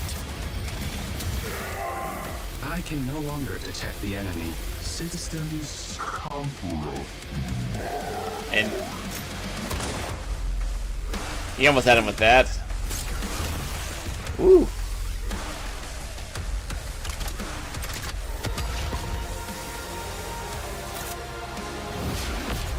That was a close one. Oh shit. He just fucking grabbed that? Oh.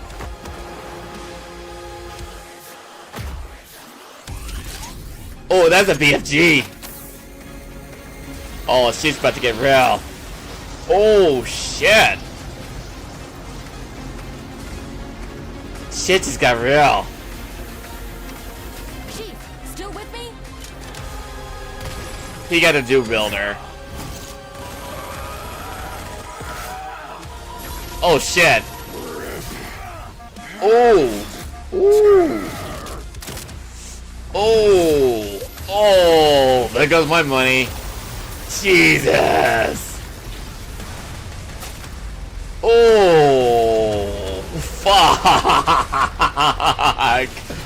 I want a Master Chief to wear, but damn. Avenging Angel has triumphed, for he is doomed. Amen. There's a lot going on here, so let's break this down, starting with physical stats. Being a genetically enhanced super soldier, you'd probably expect the Master Chief to take the edge here. Wrong! Chief can outrun a cheetah moving 66 miles per hour. The Slayer can outrun a rocket zooming almost 8 times faster. Master Chief can flip the Goddamn. 200-ton elephant platform. The Slayer can fling around these massive steel cubes, which each measure to over 400 tons. He can take down Jesus! things with his bare hands, so it adds up. If this came down to a fist fight, he'd just punch Chief's head off. Stats may go to the Doom Slayer, but Master Chief has one trick the Slayer can't beat, his AI. Yeah, Vega may be God repackaged as Siri, but Cortana is clearly the more dangerous computer pal. Cortana was designed for combat encounters and battle planning. Vega oversaw a mining facility. That's Granted, true. Vega's nothing to laugh at, but Cortana's kind of famous for hacking ancient, all-knowing technology on multiple occasions. And even if you want to argue Chief should have the weapon instead, she's still a copy of Cortana. And when it comes to experience, Chief likely has more consistent training. Becoming a super soldier and one-man army is basically all he did since he was a child. The Slayer may seem like a rampaging bull consumed by rage,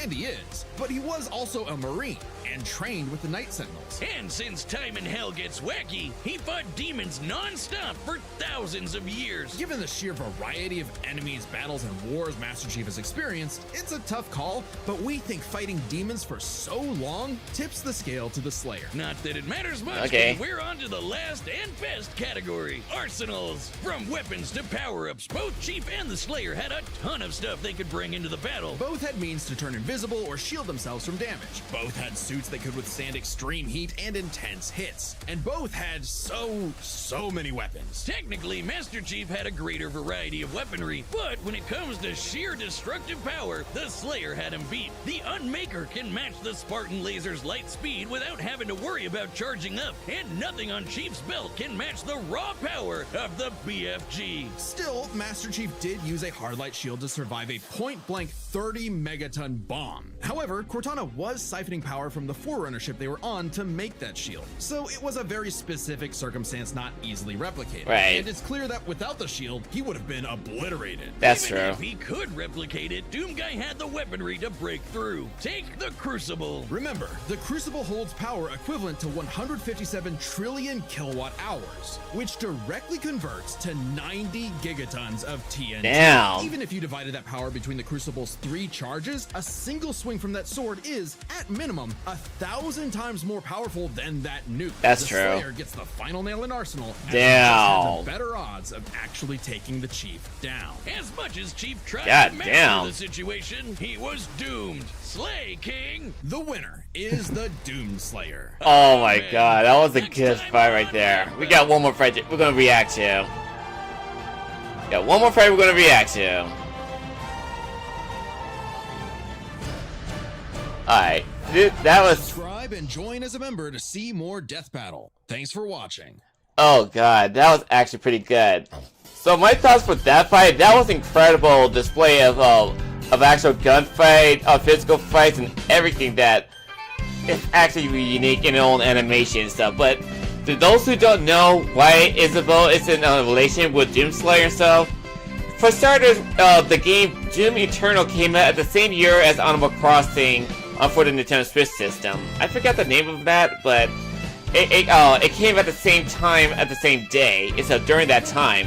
So basically, the internet made a whole fan base that Isabelle and Doomslayer came together as best friends because, like, my guess is that Doomslayer reminds Isabelle as his little pet rabbit Daisy stuff. So they just basically bond together because, like, they need someone to actually balance out his anger, to someone who's more happy and cheerful and stuff.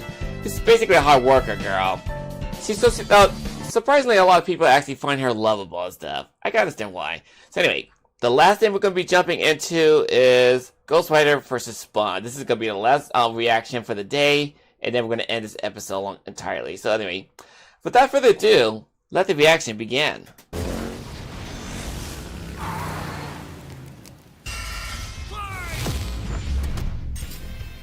Ghost Rider versus Spawn. The Spirit of Vengeance versus the Dark Angel of Armageddon. He's Wiz and I'm Boomstick. And it's our job to analyze their weapons, armor, and skills to find out who would win a death battle. Johnny Blaze has always been a man possessed, chasing the thrill of certain doom by performing death-defying stunts, following the example of his adoptive father, Crash Simpson. Until the day Crash lived up to his name and got cancer. Ooh, yeah, that's true. A swamp of fruit to save him. That's Johnny true. Turned to the only thing that could. Chemotherapy. The devil. Oh! To cure Crash's cancer, Johnny sold his soul to Mephisto, king of the 8th layer of hell. Only for Crash to actually live up to his name right after. But instead of scooping up Johnny's soul, Mephisto had something else in mind. He bound Johnny to an instrument of divine wrath, Zarathos, the Spirit of Vengeance. So Johnny Blaze lived up to his name and burst into Hellfire, an undead. Of course, Nicolas Cage had to be a fucking star of the Ghost Rider movie. Performance, the stuntman from hell. He called himself the Daredevil. No. Sorry, Johnny, that name's taken. Okay, then how about the Ghost Rider? Sure, we definitely didn't forget that we named a character the same thing only 5 years earlier. All you. The Ghost Rider was bad news for Earth's sinners and scumbags. He's strong enough to pull down skyscrapers, blow up mountains, and cause earthquakes that can be felt across whole countries. Don't even think about fighting back. He can remake his whole body from the hellfire that engulfs him, making him immune to all physical damage. Only holy weapons that target his soul can harm him. It's not just his body. His whole arsenal is hellfire. Ghosty can create anything he can think of, from an infinite stream of chains, a shotgun packed with fiery rounds, or a flaming missile barfed right out of his mouth. Life goals. And he can imbue other objects with hellfire, such as his Hell Cycle. Oh, this badass bike can outpace Thor's hammer Mjolnir, which can crush the Goddamn. universe in seconds. Hellfire is a weapon in and of itself, whether shot out of his hands, raining down from the sky, or released from his... Oh, God. Boner! And it doesn't just scorch flesh. Hellfire is so deadly, it can burn away your very soul. This technique would be mastered by Johnny's successor, his own brother, Danny Ketch. Oh yeah, Johnny's not the only Ghost Rider, and Danny was the first to master their most famous move. You know, the one that burns your soul to smithereens with just a look? The Penance Stare. The Penance Stare inflicts upon its victims every ounce of pain they ever wreaked upon others. Every cruelty, no matter how small or righteous, is reflected back. A biblical punishment.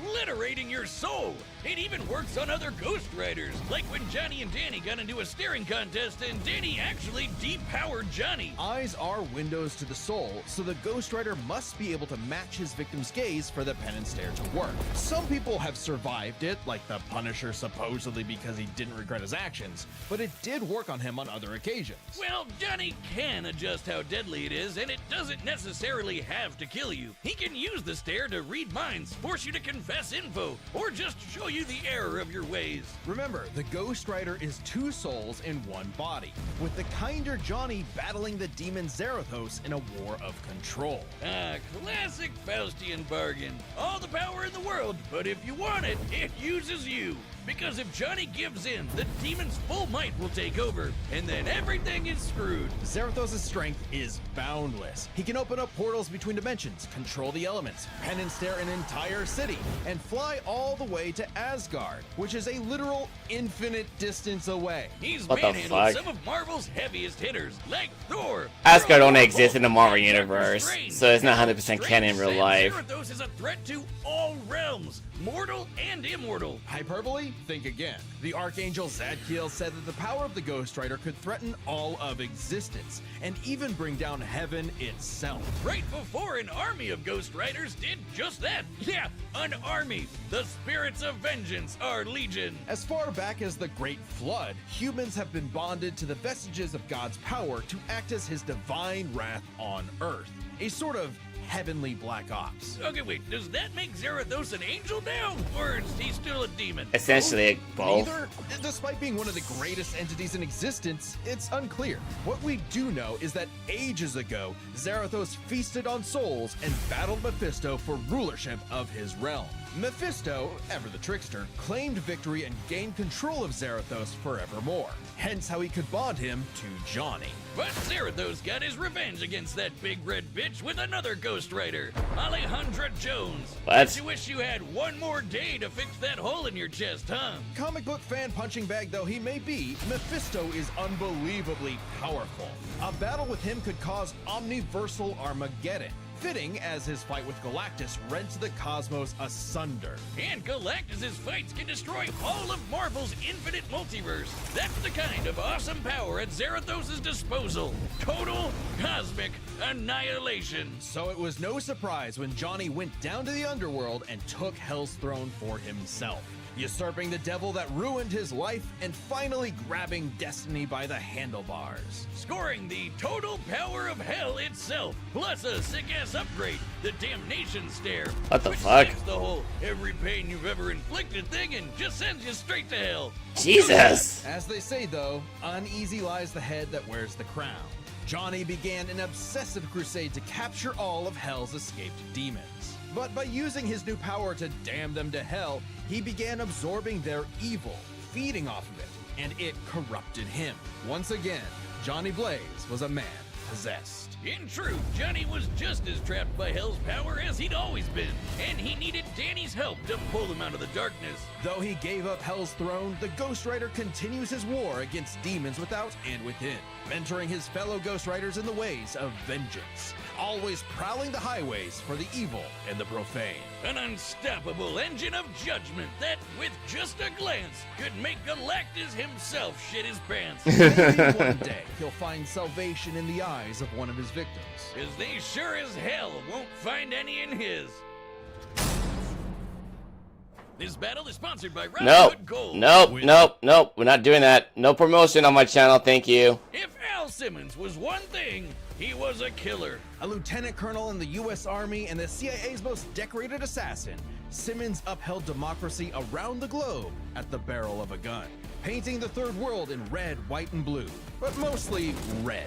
Yikes. Until his final fateful mission when, per his boss's orders, Al was fired. The burning Like, was quite only literally and then starting. figuratively. Al's immortal soul was on a one-way trip to hell. Where he cut a deal with Malvosia, the big, naked lord of the 8th Circle of Hell. By their pact, Simmons would be reborn a Hellspawn, a superpowered commander of Hell's armies, in exchange for seeing his wife one more time. Oh, buddy, you're just asking to get monkey's blood. Al Yeah, Simmons that's returned true. from the dead as a decaying zombie 5 years later. Oh. After his wife had already remarried and had a daughter. There, you saw her. Now get back to work, bitch. Thus was born That the sucks for him to go through all undead that warrior stuff. from Seriously. Hell itself, Spawn. He's so 90s that he comes all the way back around to being the coolest thing ever. Look upon his edge wizard and despair. Spawn would violently defend New York's downtrodden,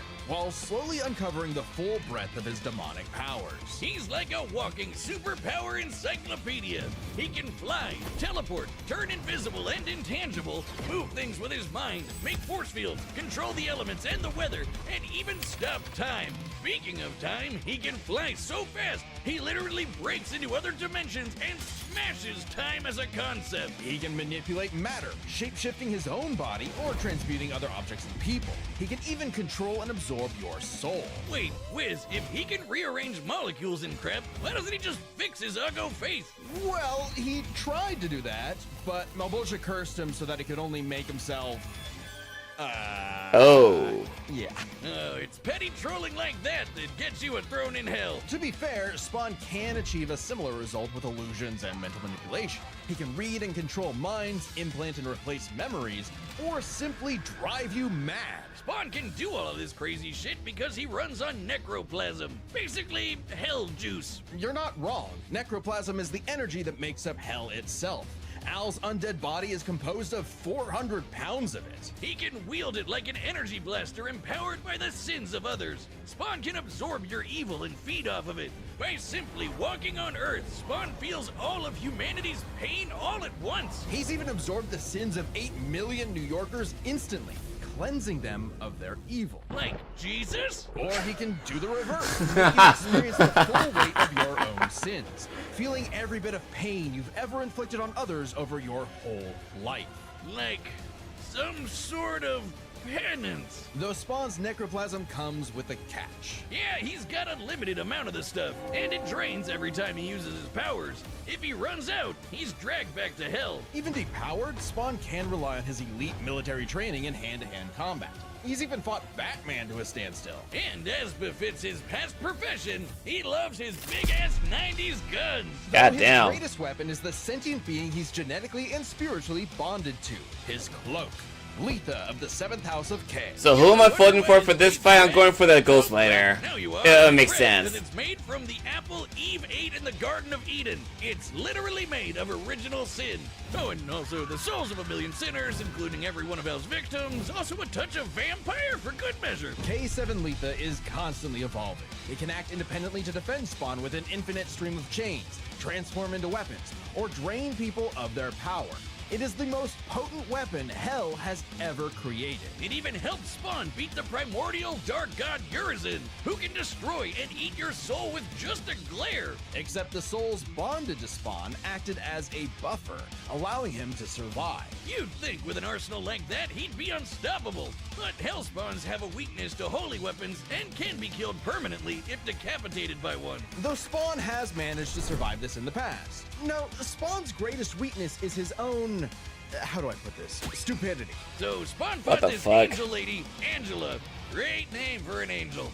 She had this dimensional lance that could wipe Hellspawn out of existence, and Spawn got it. But instead of, being cautious around a mysterious angel weapon that hurts It's him, holy he weapon. just had to push the big shiny And I heard him button did it. activated on himself. And so, Spawn was forever destroyed. Until he reconfigured reality to undo his own in existence. That was There we dumb are. of him. Good as new. That has to be the first time we've seen someone accidentally kill themselves and survive. On his quest as Hell's greatest warrior, Spawn has defeated a serial killer ice cream man, a demonic clown, and even his old boss remade by Heaven into an anti-Spawn. He's even encountered other Hellspawn. Killing bad guys might seem counterintuitive if you work for a Hell Lord, but it actually just adds more souls to Balbogia's army. An army Spawn would have to lead in a war with heaven that'd kill all of humanity. Because the reason Malebolgia chose Al to be his commander wasn't that he was some great warrior. It was because Al had proven that he was the best at taking orders. All his life and all his death, Al was nothing more than a hired gun. But he knew it, and he would do so no more. So Spawn marched down to hell and ripped Balbogia's head off. God damn. With a scream so loud it echoed through all of reality. Spawn became the king of the 8th circle of hell. As king, Spawn is literally a part of hell itself, gaining access to an unlimited pool of energy that increases 100-fold with every heartbeat. He's effectively omnipotent in there, and strong enough to challenge other Hell Lords like Mammon and Satan. He got so strong, the only thing left was to finally resolve the war between heaven and hell. But Spawn needed help from the being who created this God and Satan to begin with, the Mother of Existence. What the fuck? She wasn't cool with her kids being total assholes, so she appointed Spawn to be the universe's savior. By eating the fruit from the Tree of Life, Spawn became truly divine, capable of battling God and Satan in a stalemate for eternity that extinguished all life on Earth. Jesus. They were powerful enough to create and control infinitely sized universes. Spawn broke the stalemate by letting God and Satan destroy him, only for Gaia to separate the two from the reality they threatened. Then, just like that time with the Lance, Spawn respawned and recreated the Earth. Poof!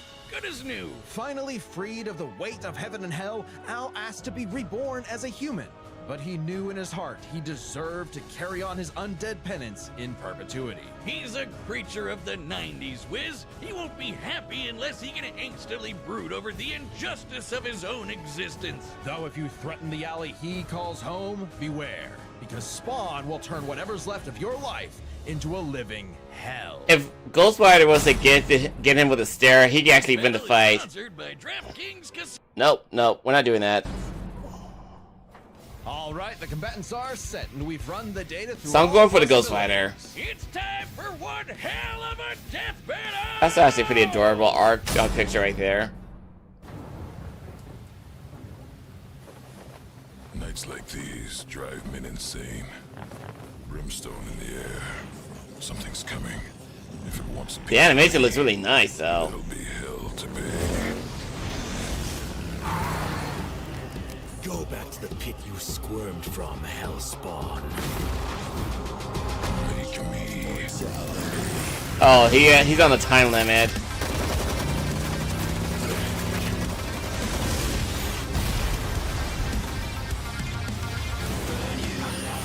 Woo! Look you go. If you care, it's nothing personal. Vengeance calls.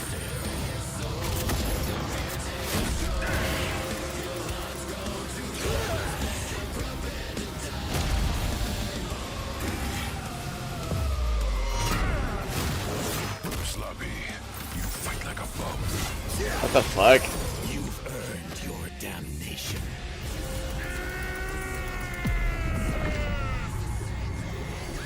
That was quick. Now we got infinite. Got his little necroplasma.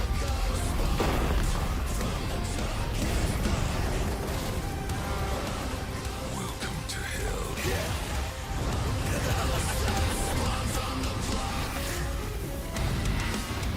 Yeah, I don't think he's too foreign to hell.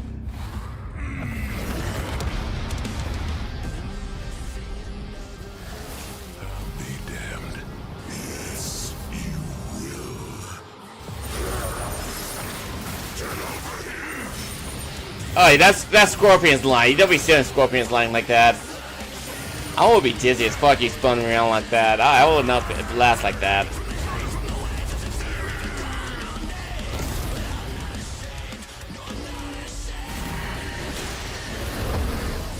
And he became holy all of a sudden. Holy cannot disguise your wickedness. God forbid.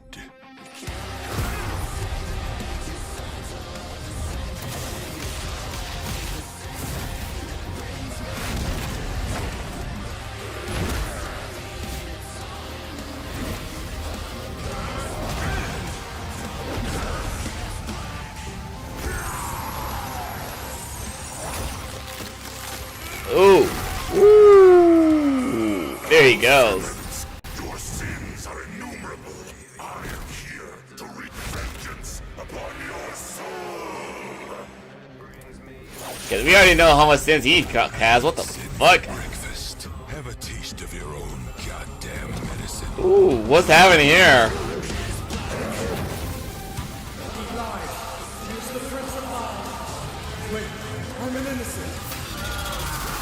Oh, he backfired on him. It backfired on him. Oh, that got him. It's like you said, nothing personal, asshole. Oh, okay, I lost a bet on that too. That was insane. Literally, this was a nail-biter of a battle that pitted Ghost Rider's immeasurable power against Spawn's skill and versatility. Let's break this down into 4 categories. Yes, First please. up, power. Divine Spawn could match God and Satan, who could create universes. Similar in scale to Ghost Rider's bouts with a lot of the powerhouses in Marvel. But Zarathos was different. Remember, his power can match that of Mephisto and Galactus, who can threaten all of Marvel's infinite cosmic reality, far greater than any cosmos Spawn has ever affected. Even though Spawn's battled and defeated Satan in more recent comics, implying he's retained a level of power similar to his divine form, he couldn't match Zarathos in power alone. Ghost Rider may take power, but remember, Johnny actively resists Zarathos' influence, so Spawn may have had time in the fight to learn and adapt to Ghost Rider before he went full Blue Fury. And Spawn definitely had the edge in skill. He spent decades in military combat and is a master martial artist, whereas Johnny more so relies on his invincibility. The ultimate dream Okay, power that for makes a sense. stuntman. Even with his crazy powers, Ghost Rider was a lot more direct than Spawn, pretty much entirely focused on attacking the soul. Which doesn't bode well for his versatility. Spawn can stop time, manipulate matter, turn intangible, control minds, warp reality. The Ghost Rider had a much more limited arsenal by comparison. Spawn had a huge advantage in this category. Okay, that's So, true. With his invincibility, way greater power, and the ability to scorch your soul to nothing, Ghost Rider could score the win through brute force, right? Not exactly. The last piece of the puzzle is their resistances. Basically, who was harder to kill. Spawn's constant mainlining of humanity's collective sin and pain meant he could survive attacks on his soul, including the Penance Stare, just like he resisted a very similar attack from Urizen. Best of all, remember the time he rewrote reality to undo his own inexistence? There was nothing the Ghost Rider could do to overpower that. And that time with the Lance wasn't planned, it was purely instinctual. He could replicate it any time he wanted, like in his fight with God and Satan. So how do you put Spawn down for good? Well, you can't. At least Johnny and Zarathos could. Unlike how Ghost Rider's soul has been vulnerable to attack before, like when Danny used the Penance Stare to depower Johnny. Okay. That sort of thing actually happens a lot, even in recent comics. Okay. The whole reason I haven't read the Johnny comics, so I wouldn't know was much. in the first place is because Zarathos' soul was manipulated by Mephisto. And not only does Spawn have plenty of experience manipulating souls, he can replicate the effect of the Penance Stare itself. And just think about that. A penance stare on Zarathos would mean he's feeling the pain from every penance stare that he's ever done. A penance squared. The Damnation Yikes. Stare, on the other hand, actively helped Spawn, sending him to hell where he gets a literal infinite power boost. And it wasn't just Spawn's soul powers that had spelled trouble. He had other ways to bypass Ghost Rider's immortality too, like transmutation, rewriting reality, or just straight up stealing his powers, which has worked on multiple Ghost Riders in the past. Giving Spawn the final edge. Damn, Zarathos that was makes almost sense. Unbeatable, a massive power advantage, soul destruction, immortality, but Spawn could counter everything thrown at him, and was too unkillable for Zarathos' strength advantage to matter in the long run against his crazier abilities. That was one hell of a fight, and at least Johnny went out in a blaze of glory. I'll The winner say. is Spawn. That was so Next time fucking on cool. Death Battle. That was fucking cool. That was amazing. I really do love every fight that it got involved. Subscribe and join as a member to see more Death Battle. Thanks for watching. Okay. Nope, we're done. Okay, so I had a lot of fun doing my reaction with you guys. That was actually a really fun time for a doodle just chatting Volume 1 edition for this live streaming on YouTube, Twitch, and Kick. And I really do appreciate you guys coming checking me out right now just to check out what this channel's all about. That you decided to subscribe or follow to me. We got a whole bunch more reaction we can do in the near future. So if you want to do some reaction video, like you want to send me some recommendation for me to react to, the link is in the description down below on YouTube. And check me out on Discord. And once you just send me your description for what video you want me to react to, I'll basically react with you guys together as we did today. So thank you guys so much for doing my reaction with you all. And if you do like it, be sure to leave a like, comment, subscribe to the notification, and share so you may like this content in the future. And that being said, I'm the Video Game Professor, and the arm says, catch you in the next reaction video, baby. Peace.